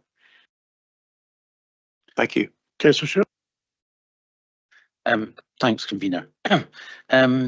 Two hopefully quick questions, I think, and thank you for your indulgence with the number of questions, but this is the first time I've sort of been at one of these HRA budget meetings. One of the things that I was surprised about was how little money there is in the EBI budget. I just wondered, there's no proposal, I don't think, in the options consulted on to increase it. Could you give us an idea of the total value of that, and whether that was something that was considered to be included in the options? So our EBI budget is 200,000 for the whole of our locality, so it is quite significant. And since we've had it in place since 2015, we've spent over about £2 million and we've done about 610 projects. So it is significant. It is an area tenants get involved with. However, we've now reached a point that sometimes we're straying, that HRA are picking up on other areas that we shouldn't be picking up on. So it is an area that we are heavily invested in. We've not had overspends for us to increase the budget as such, but it is an area that we're constantly looking at because it's involving our tenants in areas where they live and it's improving it. So it's a really important project to us and one that we constantly review. But the budget is there, and we're doing significant projects because we could pull in other funding available, whether it be the private sector or voluntary grants as well. So it's not purely just the HRA, and we've been quite clever at doing that as well. Thanks. I mean, I think I acknowledge that 200,000 sounds like a big budget, but I think once you sort of divvy it up over all of the different housing sites across Perth and Kinross, any individual project in an area becomes, but great that we're managing to pull in and leverage other funding as you were describing. So thanks for that. And very last one, the housing enabler post is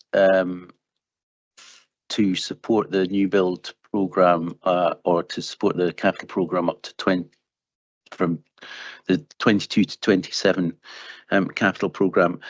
Will it drop out of the budget in 27-28? No, it's a permanent post, and it's to allow us to point that's just been raised in terms of our new build to get out there and find better solutions in terms of how we can accelerate our new build programme. So there are enablers in terms of liaising with builders and being part of our property asset review as well. So when buildings are surplus for review, them going in and doing an assessment if it's suitable for affordable housing for ourselves. So no, it's a permanent post that we think is a spend to save in terms of just the point that's been made in terms of our new build programme. Thank you very much. That seems to be the end of questions, and Councillor Stewart, we're not shy of multiple questions on this committee as long as they're interested and explore the information in front of us. But I'll take the opportunity now to move the report. I am pleased to present the Housing Revenue Account Rent Setting Report for the financial year 25-26. The report seeks approval for the proposed HRA budget for 25-26 to 29-30, including recommended increases in rents for houses and other HRA property services, charges and appropriate levels of service.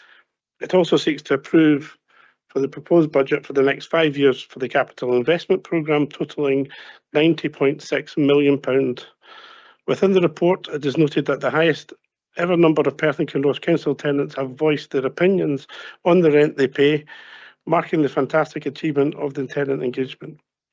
Following a consultation that generated over 3,000 responses, a 6% rent increase is being recommended for 25-26, reflecting the tenants' views. The proposed changes would result in an average weekly rent increase of £4.78 per week, bringing the average weekly rent to £84.52. Remarkably, Perth and Kinross would remain the fourth lowest council rent in Scotland, £7.87 below the projected Scottish Local Authority average.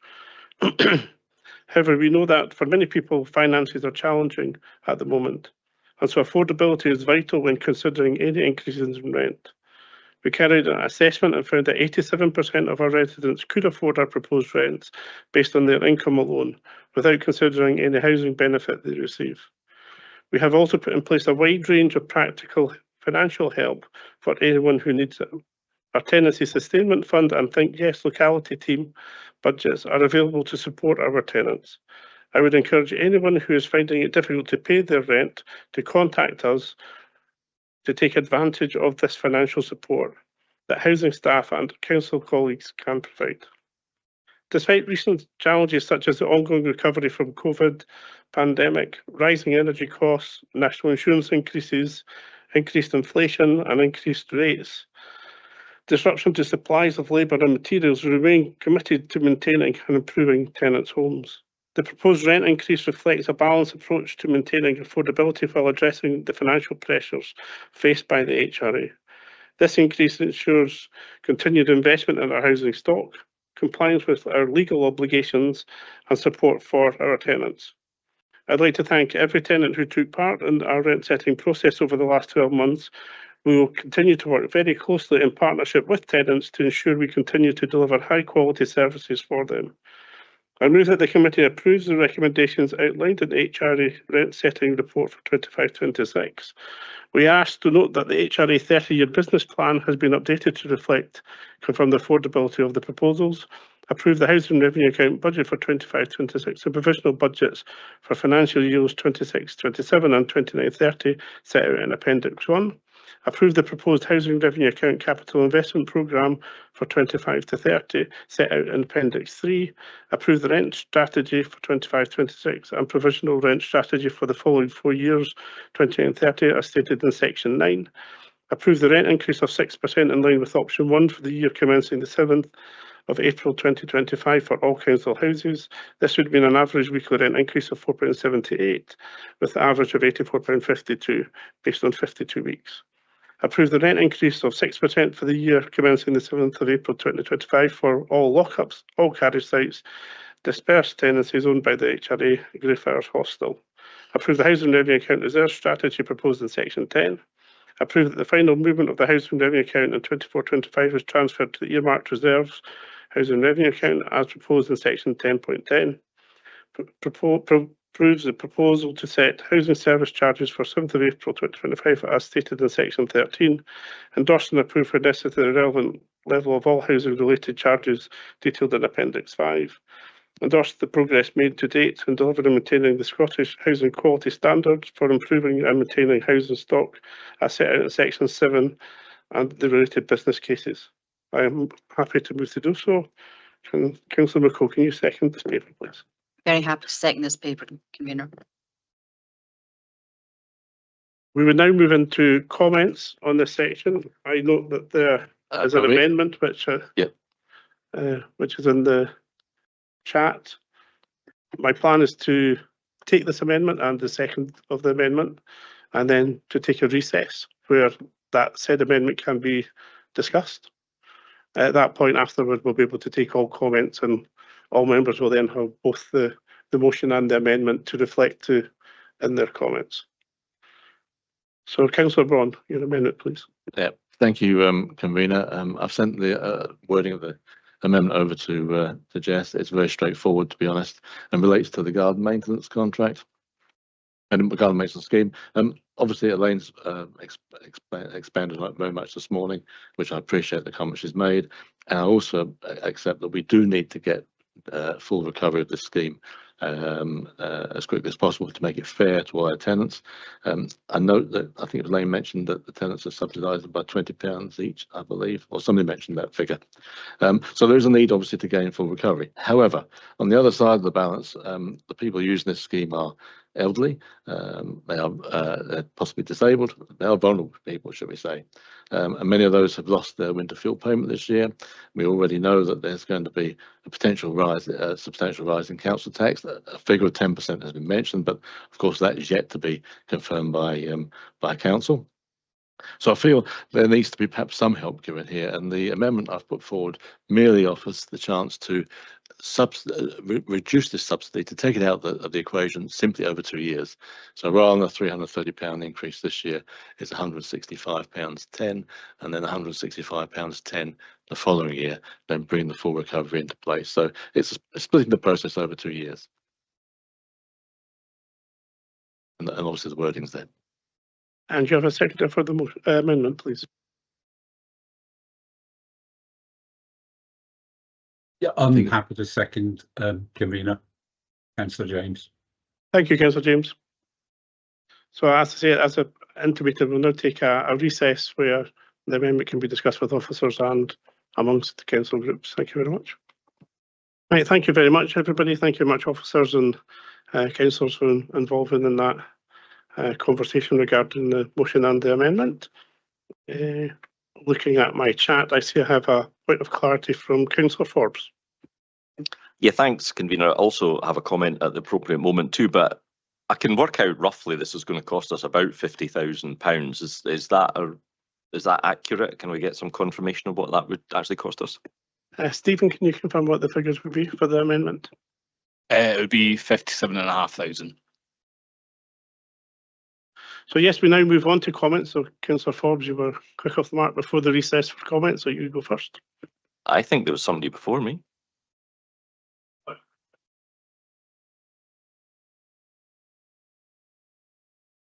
So Councillor Mayor.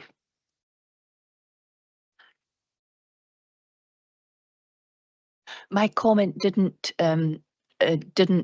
relate to the garden maintenance service, so I'm happy to wait until after that issue has been resolved. Just for clarity, Councillor Mayor, the comments at this section of the committee are for any comments you have on the paper at all, whether it be related to the amendment or the wider paper. Okay, well, It's completely up to yourself what you say. Okay, well, I'm happy to wait until after the amendment, but if you want me to make it now, No, I'm equally happy to do that. So the motion and the amendment have been placed and seconded. So they're now in place. So your comments relate to that state of play as we currently are. So you can comment on both, neither, either, anything you like. Or neither. And it's appropriate that you comment on that now. There won't be an opportunity later on for anything different. Thank you. Well, No, you're welcome. I shall make my comment now then. Thank you. My comment really related more to the questions I was asking Elaine earlier on about the methods of tenant engagement, etc.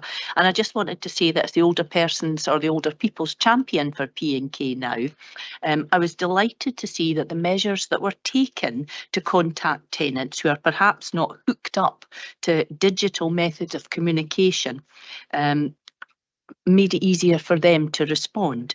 It's very much in line with the Offline and Overlooked campaign, which calls for public services to always provide easy to use offline options for people who are not part of the digital experience.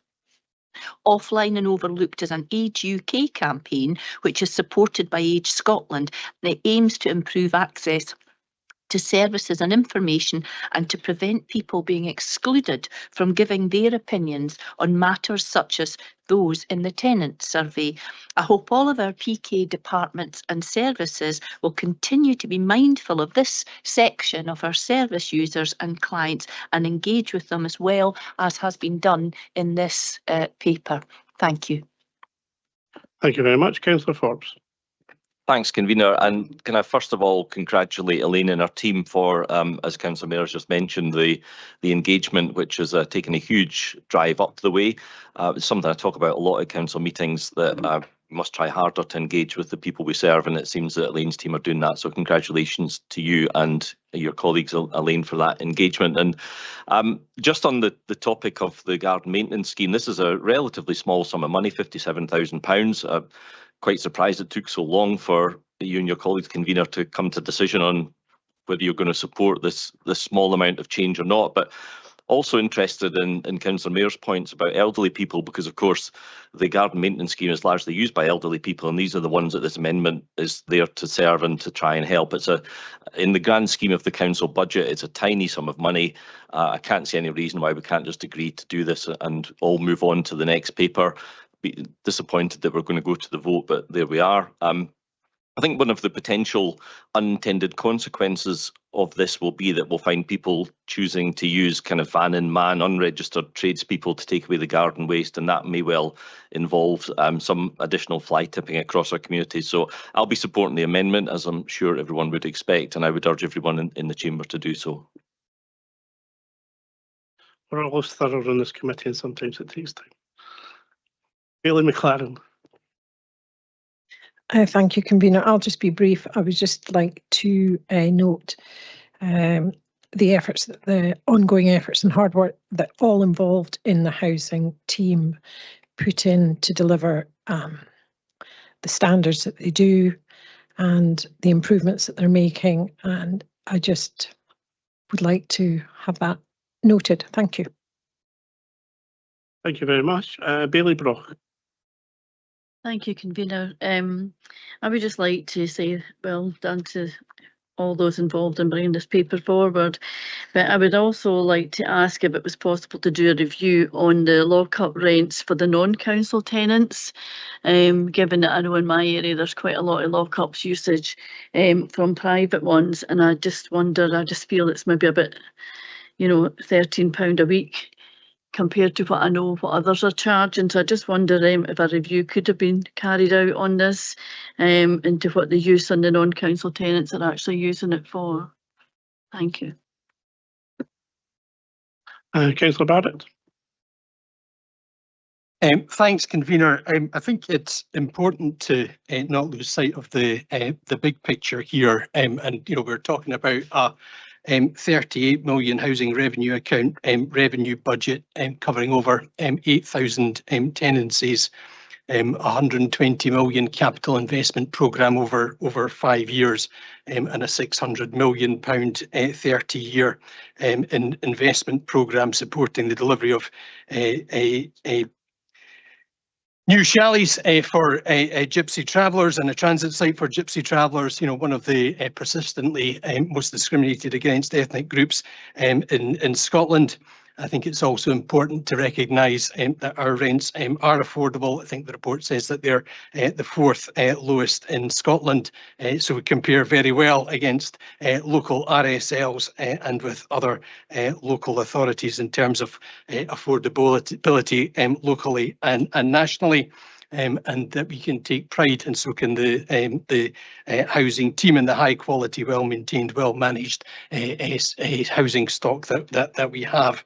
As I say, the team should rightly be proud of their contribution that they make towards fulfilling one of local residents' fundamental human rights to shelter and adequate housing. So I wouldn't want any of that to get lost on the discussion and debate that there might be over the garden maintenance charge, which, as Councillor Forbes says, is rightly a fairly small sum of money.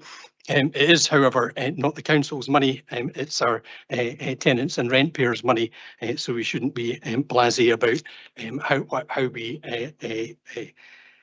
agree to spend that money. I think there's a contradiction in terms between the approach that the mover of the amendment and seconder of the amendment are taking towards, or a selective approach towards a non-statutory function with regard to garden maintenance. In the paragraph below 13.7, which refers to the garden maintenance scheme, there is the significant charges and rises in charges for communal charges in Potterhill flats, Pomerium flats, and where the tenants there are going to see, or tenants and residents are going to see 30% increases in the costs of those charges, and people will be aware that there are elderly, disabled and vulnerable residents in both of those blocks, but nobody seems to have picked on them to have phasing to the increases of the charges that they face. So I think that there is an inconsistency in approach that's been adopted by the movers on and seconders of the amendment, but maybe people living in high-rise blocks don't make such an easy headline for the mover and seconder of the amendment. So I'll be supporting the motion and not the amendment, and as Councillor Forbes says, I hope we can move swiftly on. I would have much preferred that we were having a debate between option 1 and option 2 and the delivery of increased numbers of affordable housing and increasing the council house stock in Perth and Kinross, rather than focusing on grounds maintenance. I was minded to move option 2, but given the fact that we have improved the option setting process through the discussion that was had at the MAUG this year, and that we've had their tenants' feedback on those options, I think that we should go with the recommendation of the report, and that is isn't to say that there aren't still significant improvements that can be made, both to the rent setting strategy, which I, during questions, pointed out I still think needs to be improved and needs to reflect much more closely the actual rent increases that we're going to be consulting on, and I think also the actual rent setting process and decision making process needs to be enhanced. There needs to be a letting down of the drawbridge for members to take part in that more fully, and for the views of members to feature more prominently than is happening at the present moment in time. But I have had undertakings from the strategic lead for housing that there's going to be improvements made in that direction. I would agree with Councillor Brock that yes, if you're going to look at cross-subsidy, I've yet to be convinced that there isn't a cross-subsidy problem with regard to garage lockups. Thank you. Thank you very much. Councillor Welsh. Thank you, convener. It's just I was reassured. Well, first of all, it was good to understand that this is not a statutory service we need to provide. I was reassured to hear that the procurement and tender process has provided a good contractor with a service that's going to be provided at very good value relative to some of the other more sporadic services that are available through the sort of private sector. It's very difficult at the moment to actually get a regular and reliable garden maintenance contractor for these types of smaller properties. So from my perspective, I think from a comments side of things, I'm satisfied that the reassurance around vulnerable residents as well will be handled sensitively. Thank you. Thank you very much. Councillor Stewart. Thanks, convener. I just wanted to comment on one aspect, which was that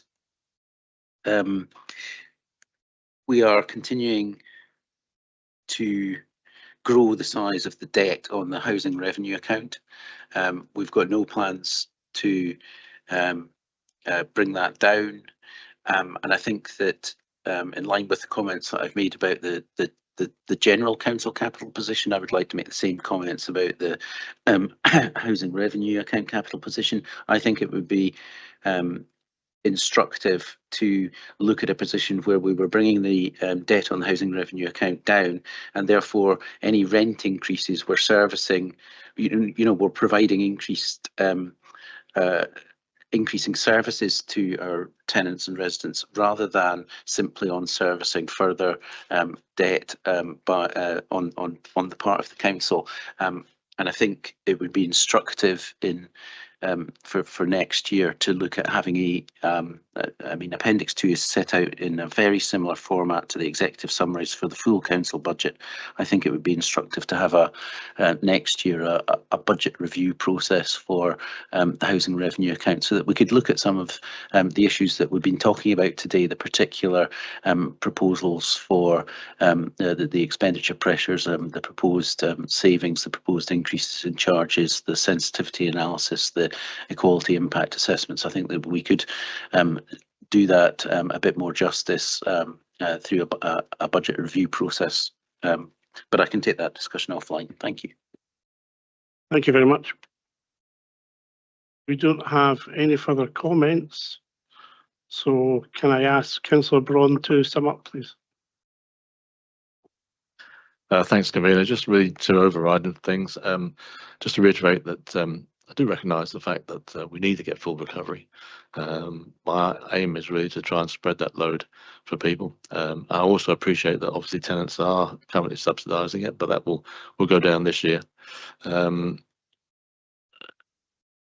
think it's important in my eyes that we try and help people. I know what Councillor Barrett is saying about the high-rise blocks, but the garden maintenance charge is double what the increase on those blocks is going to be. And obviously, I think it's important that we look at people who are elderly.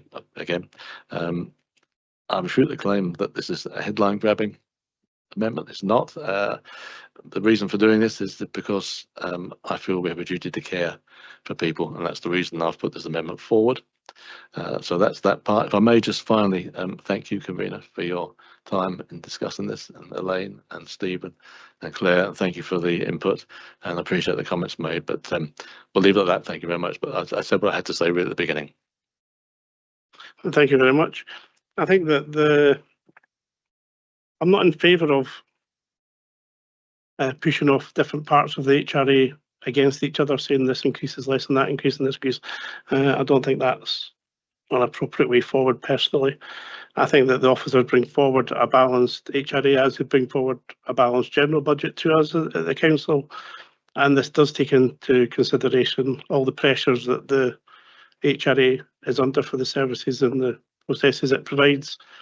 I think that the input from tenants is hugely important and legally important for the decision making that we have. We have a member officer working group and we do discuss the HRA at that. I'd probably invite Councillor Stewart to be on that because previously Councillor Leishman was on that committee and it meets to discuss these things, so that would give him the opportunity to understand more deeply and feed into these processes of the Housing Committee. So I'm happy for you to be added to that membership in replacement of Councillor Leishman. For several years, the garden and painting scheme has been subsidised by the council. I think this has been at a time when our other demands and pressures were less than they now are. The inflation, the availability of being able to get people in to fix, maintain, improve and build new houses, is the pressures are larger on us now. And I think our flexibility as an HRA to subsidise a non-statutory service has gone. I think that it's unfortunate that both at that time and at recommissioning it that the charges have increased, but I find that not surprising. I think that other services that the council commissions to its general fund will also be under similar pressures, and we may need to think about those things for the general budget when that comes forward. I understand that this is a significant rise and that for some people this may be an intolerable rise. We have discussed that prior to the committee and during the pre-agenda process. I am confident, though, that our housing team will support the 525 residents that currently are on the scheme, that they will identify those in need and find individual solutions for those individual people so that it doesn't become a burden, so they don't lose this service.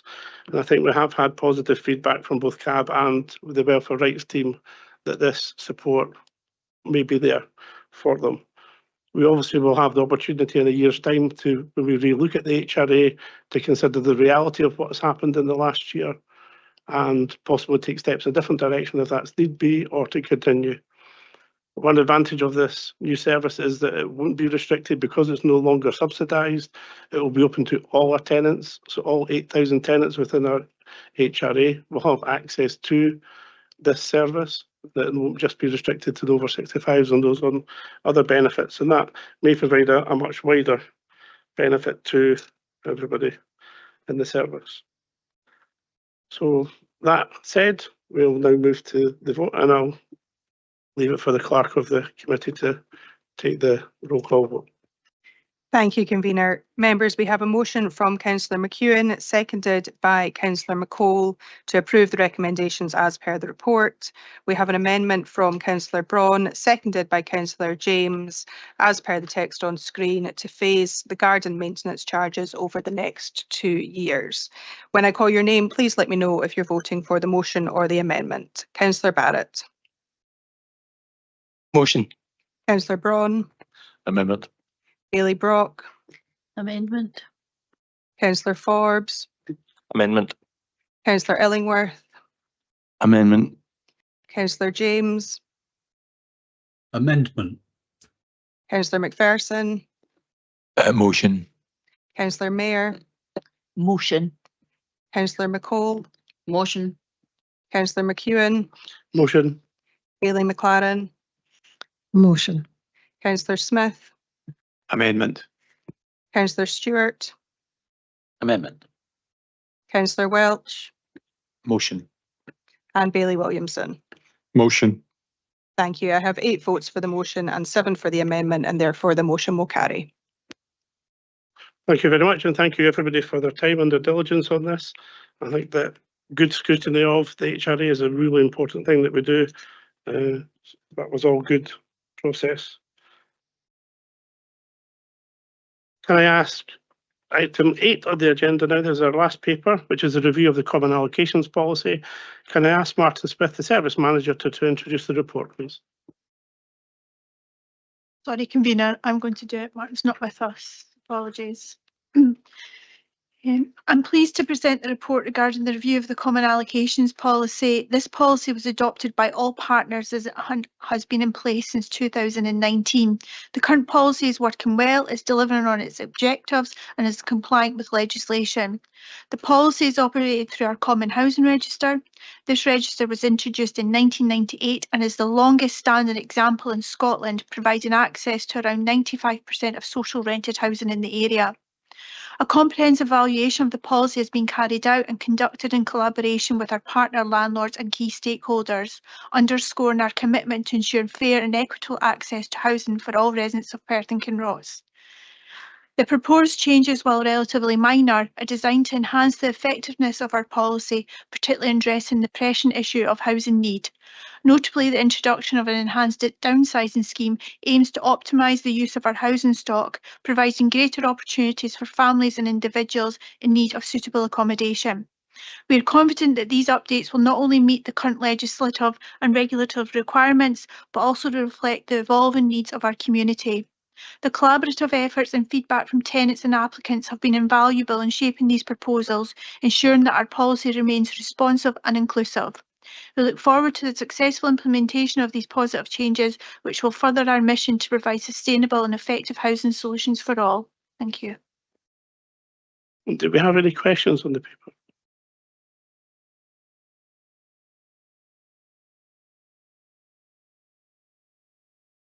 Here we go. Councillor McPherson. Thank you, convener. My question relates to page 139, the tenant downsizing scheme, and the sort of various incentives and strategies being considered by Perth and Kinross. I know that PKC isn't the only local authority that is faced with this difficulty, and I just wonder if we're aware what other local authorities across Scotland or indeed the United Kingdom are doing to address this issue. Thank you. So the question, well, as part of the review of the policy and the creation of this downsizing scheme or the amendments to the scheme, we did quite a lot of benchmarking in terms of what other local authorities did, and also including our housing associations. And the recommendations that we've got in the report is just some of those elements that other housing associations and landlords provide. So there was a range of elements, but the core were providing financial assistance and helping with setting up of utilities and carpeting and things like that. So the basics of the common themes are what we've included as part of the revision of our scheme. Councillor Ford. Thanks, convener. Following on a very similar theme, section 5.8, Elaine, says that we'll provide tenants with more choice in terms of the type and size of property they can move to. I thought the choice was kind of already set down in some kind of policy, as in you had to meet certain criteria. So can you maybe elaborate on how this will change that, or if indeed it will? Jennifer on the line, who's operational, will be able to give a wee bit more context if she's still there. Jennifer Ken? Yes, thank you. It's around opening up the options for people. At the moment, obviously the policy is aimed at people in larger property, but the policy would only allow them to downsize to a property of a size that meets their needs. And what we tend to find is a number of tenants want to downsize slightly, but not losing all of the additional space that they currently have. So it's looking at ways in which that could be supported to make the scheme more attractive to people.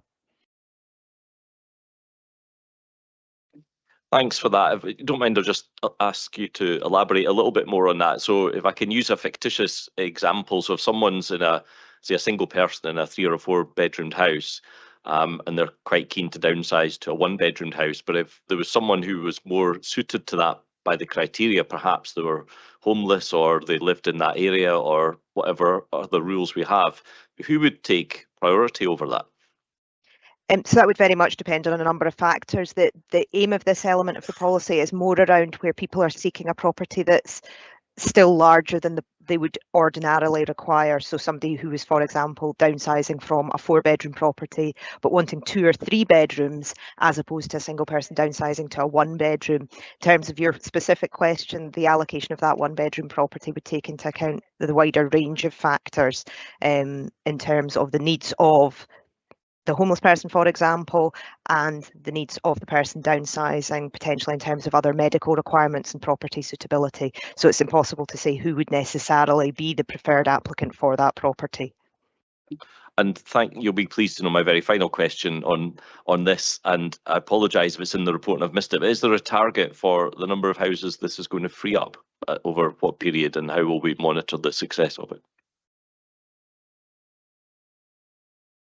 I don't think there's been a specific target set, is my understanding. I think the idea is to make it more accessible to people and also in a way that we can market it to people. At the moment, the current tenants incentive scheme is actually only applied to people who have already expressed a wish to move.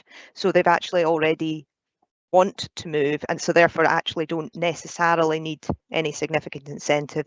The idea with the downsizing scheme is we'll be able to encourage people who are not currently considering moving. But I don't think at this stage there's been a specific numerical target set. Thank you very much. Can I just add to that? It's a small test to change, so it's kind of flexible to see how well it's received and whatnot, and so that's why we've not set a target. We're going to closely monitor it and to make sure it's going to work. So if we set a target, sometimes it's not achievable, and that's what we focus on. So it's about getting the right outcomes for individuals. Hayley Williamson. Thank you, Convener. Yeah, my question's about tenants who are moving out of the properties and maybe probably downsizes into areas where there's probably or potentially a high turnover over council houses for either the rurality or they just don't settle in there. I'm just wondering how you would manage that. So is that in terms of tenancy turnover? Is that what you're meaning? Or I'm not too sure what question. Yeah, I think what I was thinking was it's sort of like if people tend to move up into say Highland Perthshire and they end up in one of the more remote areas there and they suddenly find they can't settle in there and they want to move out of that and move into another property closer to services, then how would that actually be managed? I mean, So tenancy sustainment is one of our major aims. If a tenant doesn't sustain in their tenancy, it's classed as a failure to us as a housing service. So it's something that we closely monitor to make sure that we get the right outcome for that individual. Our tenancy sustainment rates are almost at 97%. They're really high. And for those that don't stay or for that year, we monitor it within that year. It's normally due to the person has died rather than the fails in their tenancy because of social networks. But sometimes people's circumstances do change and then we need to support those individuals, and our allocation policy allows us to do that through our strategic need and also wrap around the support to allow the person to move on appropriately with the appropriate support in place to do that. Councillor Illingworth for your first question. Yeah, thank you. It's a question that the lady from the tenant representative asked me to ask. It's about downsizing, and that's something that's quite close to my heart because my granny had a council house, a 3-bedroom house that she absolutely loved, but it was too big for her and she really should have moved out. The question being asked is, what are the resource implications of the downsizing scheme? Do we have any idea how much it's going to cost? So apart from the incentives, the cost is £2,000, and we've set aside a fund of £5,000 to allow us to do it as a small test to change. And in terms of tenants, and this is just aimed at our council tenants, that's an ongoing process that we support people to move in terms of moving through our void process and whatnot. But we have set a small fund to support that, because your scenario with your gran and whatnot, that's the type of situations we're facing on a daily basis. And it's just not they've got more bedrooms than they require, but there's also the fuel poverty, there's damp and mould because they're not heating bedrooms, so it's a wider cost. So that £50,000 is a spend to save, because we're preventing other issues going on in that property, and also it's saving the person money as well at a time when we're living through a cost of living. Right, thank you. Councillor Barrett. Thanks, convener. Has the value of the cash or non-cash incentives, which are set at £2,000, is that an increase on the previous tenants incentive scheme, or is it the same, or is there any change?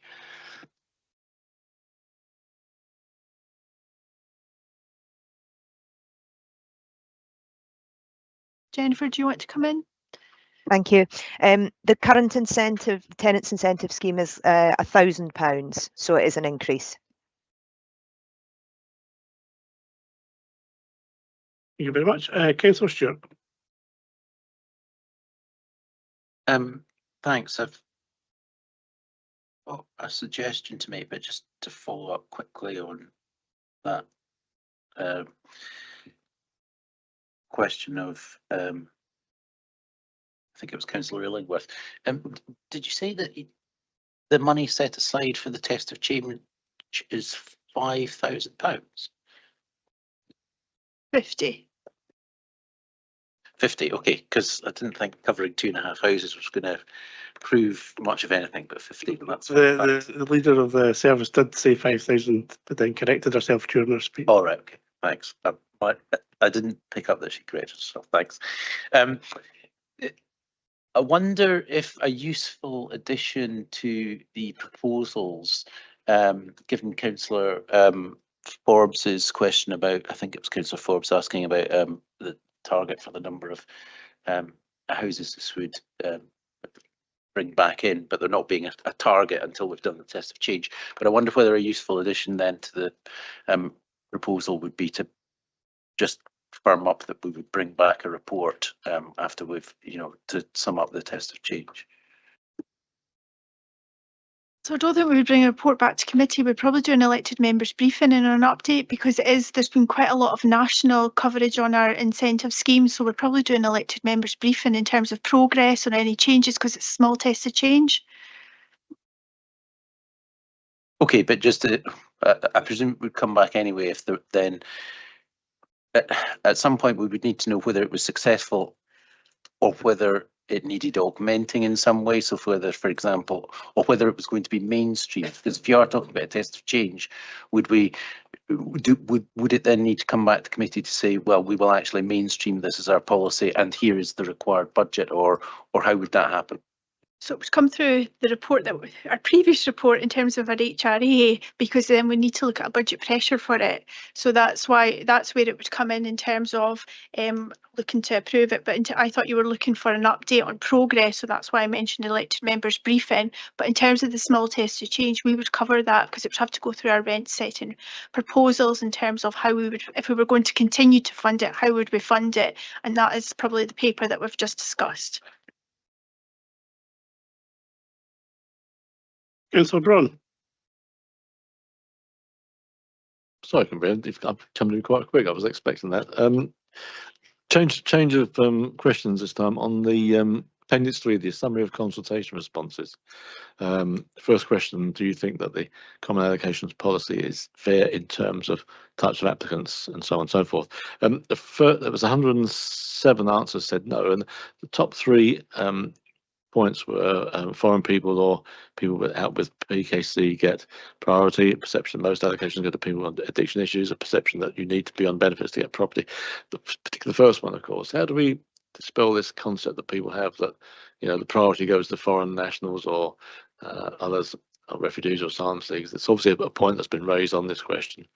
How do we try and dispel that to get across that it isn't the case? It's an ongoing issue, and it's highlighted through the work that we do within our qualities of field with people seeking asylum. I think it's just promotion and communication and myth busting, and I think it's how we even provide that information on our website, and also when people are applying for housing, because it is a myth and it's something we need to bust. So I think it's more communication and more targeted communication with the various audiences. Councillor Smith. Thank you very much, convener. With the relocation of people from bigger houses into smaller houses, there used to be a sort of policy type of thing that there was a thing deemed as pensioner houses where you had the one bedroom, etc., etc.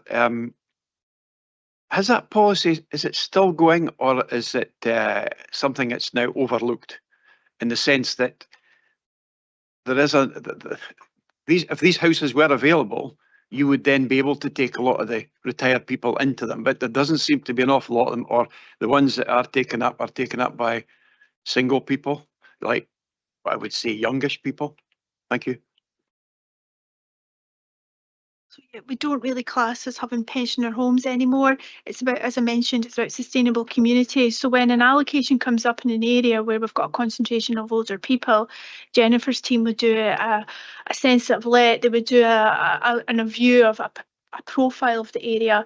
As we said, our business is not about failing people in tenancies, it's about creating sustainable communities, and we would try our hardest. But that does get hard because housing need, there's the demand is there, and it's about meeting homelessness need, it's about meeting quite a lot of priority need, but we need to balance that. And sometimes I admit we don't always get that right, but we make sure we put this appropriate support in place to address any issues in terms of the impact on the community. I come back just slightly on that. Yeah, it just seems that I have seen situations where there's been houses adapted for disabled people and single people going into with no disabilities. I find that strange, and that's what I mean, and is that what policy is really there.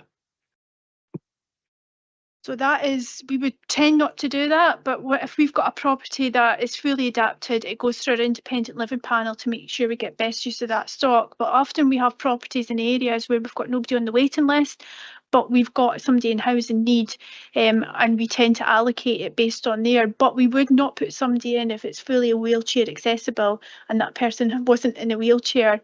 It just depends on the need and where the stock is. But from having the independent living panel, it makes sure that we're both more focused on our resources. We closely monitor removing any adaptations or anything like that, and that's something that Steve and I closely watch in terms of removing baths and things like that and putting walk-in showers. So it is an area, but it's a fine balance that we need to tread with that. The downsizing pilot as well will also free up more homes, which create a chain, which then create circumstances where this is less likely. So just increasing that amount of choice and amount of houses in the system, the more we can do that, the better. Otherwise, we'll not come across these unusual circumstances.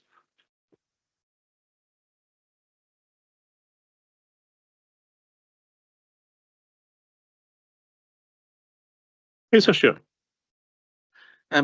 Thanks. I wanted to turn to Appendix 3, and it was the question on page 164 of the report. Are there any categories of applicant that you think we should be prioritising for housing? And the suggestions from the consultation from the public were transfer applicants, especially those with medical needs, veterans and care leavers,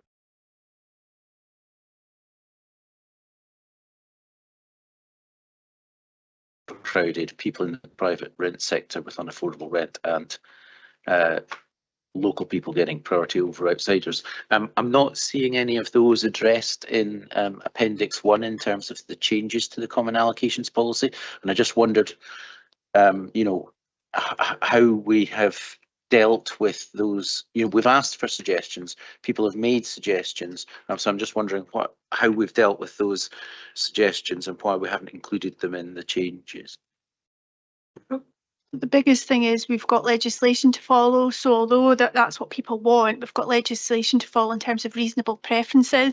So reasonable preference dictates who we allocate housing to, and over above that in terms of level of priority. And that's why we can't really amend it within the allocation policy. But Jennifer might come in and give a wee bit more information in terms of what we've.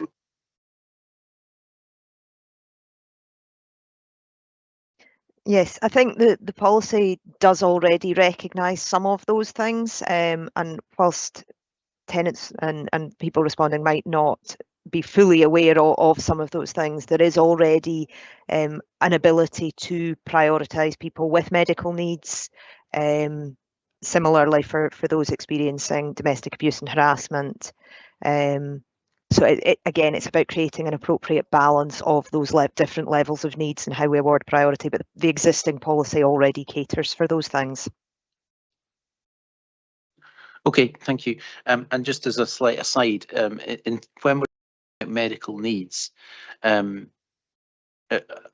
presume that includes mental health and mental well-being as well as physical well-being, and does it include additional support needs? Yes, it does. Thank you. Thank you very much. That appears to be the end of the questioning.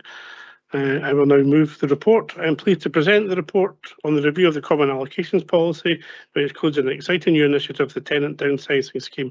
As you know, the Common Allocations Policy is a crucial framework that ensures fair, equitable access to housing for those in need within Perth and Kinross. Developed in partnership with Caledonia Housing Association, Hillcrest Homes and Kingdom Housing Association, the CAP underpins the Common Housing Register, providing access to around 11,000 affordable homes.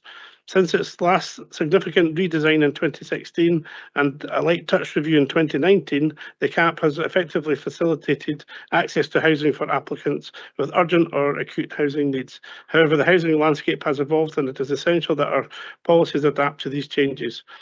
Our comprehensive review of the CAP has confirmed that it continued to meet the aims and objectives, ensuring compliance with legislation and delivering effective outcomes for applicants. However, we have identified areas where minor adjustments can enhance the effectiveness further. One of the most pressing issues we face is a mismatch between housing supply and demand. Analysis suggests that around 2,000 Perth and Kinross council tenants live in homes larger than necessary for their housing need, including over 200 tenants with 2 or more extra bedrooms. Meanwhile, approximately 120 tenants are effectively seeking rehousing due to overcrowding. So if we can balance those two up, then we help with need and people being in the right houses. To address this issue, we are introducing the Tenant Downsizing Scheme. This initiative aims to recognise and encourage tenants who are under-occupying their homes to downsize to more suitable properties, thereby freeing up larger homes for families in need. The Tenant Downsizing Scheme is a proactive step towards creating a more balanced and effective use of our housing resource. By encouraging tenants to downsize, we can better meet the needs of families experiencing overcrowding and improve the overall quality of life for many of our tenants. We are asked to note the contents of this report, the rationale for the review, the methodology used, and the stakeholders who have been involved. Approve the proposed changes to the Common Allocation Policy, including the enhanced downsizing offer and implementation of revised policy from April 2025. Note that the 3 housing associations are partners in the design and delivery of the policy, and that they will follow their own internal approved processes prior to implementing of the policy in April 2025. I'm happy to move that we do so. Can Councillor McCall second the report, please? Very pleased to second this report. Do members have any comments? We have Councillor Braun. Yeah, thanks, Convener. Just about the downside scheme, I think, recall we discussed it at the affordable housing MOG a while back, and I'm pleased to see that you've brought it forward. Congratulations on that. The only caveat I see on this is and Councillor Inwood touched on it, is that a house, 3 or 4 bedroom house, may well have been a family home. The children have flown the nest, and one partner has ceased, passed away. The house ceases to be a house, becomes a home with full of memories, and that may be a break on actually getting people to move. Their memories are all there. It may be difficult to get them to move out, and it may be that no amount of money will get them to move. So that may be a break on it. We'll have to see how it goes, but that's always going to be a concern, I think. Thank you, Convener. Thank you very much. Ms Palmer, you wish to comment on the report? Thank you. Just to remark on the paper. At 5.8, it's good to read about the proposed tenant downsizing scheme as a test of change, and also lots of good information and a good mention of key worker proposals and definition at app 1, number 5. Appendix 3, good because we hear what tenants are saying. Thank you. Thank you very much. Always happy for your contributions, Ms Palmer. Next we have Councillor Barrett.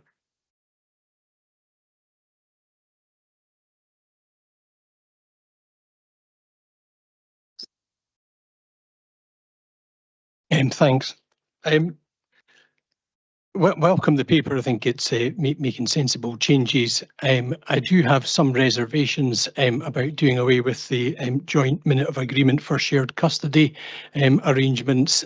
Go back long enough to know when every relationship breakdown in Perth and Kinross in a council house seemed to be accompanied with a 50-50 agreement to share custody of children, which wasn't actually the arrangements that were put in place, and the pressures that put on two-bedroom accommodations. So I think we do need to monitor that carefully, just to see that we're not sort of reverting back to the old ways. Thank you. Thank you very much. Councillor Illingworth. Yeah, following from what Councillor Braun said, I suspect my granny would have resisted any moves to get her out of her beloved council house, but I certainly wish the project well. Yeah, I share your views. My mother lived in her council house for 50 years and would never have moved. But this is about having a process now that encourages opportunity for and takes away barriers for people who do think this move is suitable for them. Because I think how things currently stand, we wait for the tenant to come to us. So we're sort of reversing the flow of that and actually being able to encourage tenants and take away barriers for them, barriers that they perceive are there. But again, like you've said, if there are people who are attached to their home for those emotional and sentimental reasons, then we're not going to move them on. It's their choice, but we're just trying to maximise that choice and maximise the process. And obviously, it'll come back to us and we'll find out how it's going on. I don't see anybody else with comments, so can we agree with the recommendations of the report? Thank you very much. That brings us to the end of business on the agenda. Can I thank everybody for your attendance today and your contributions? I now formally close the meeting.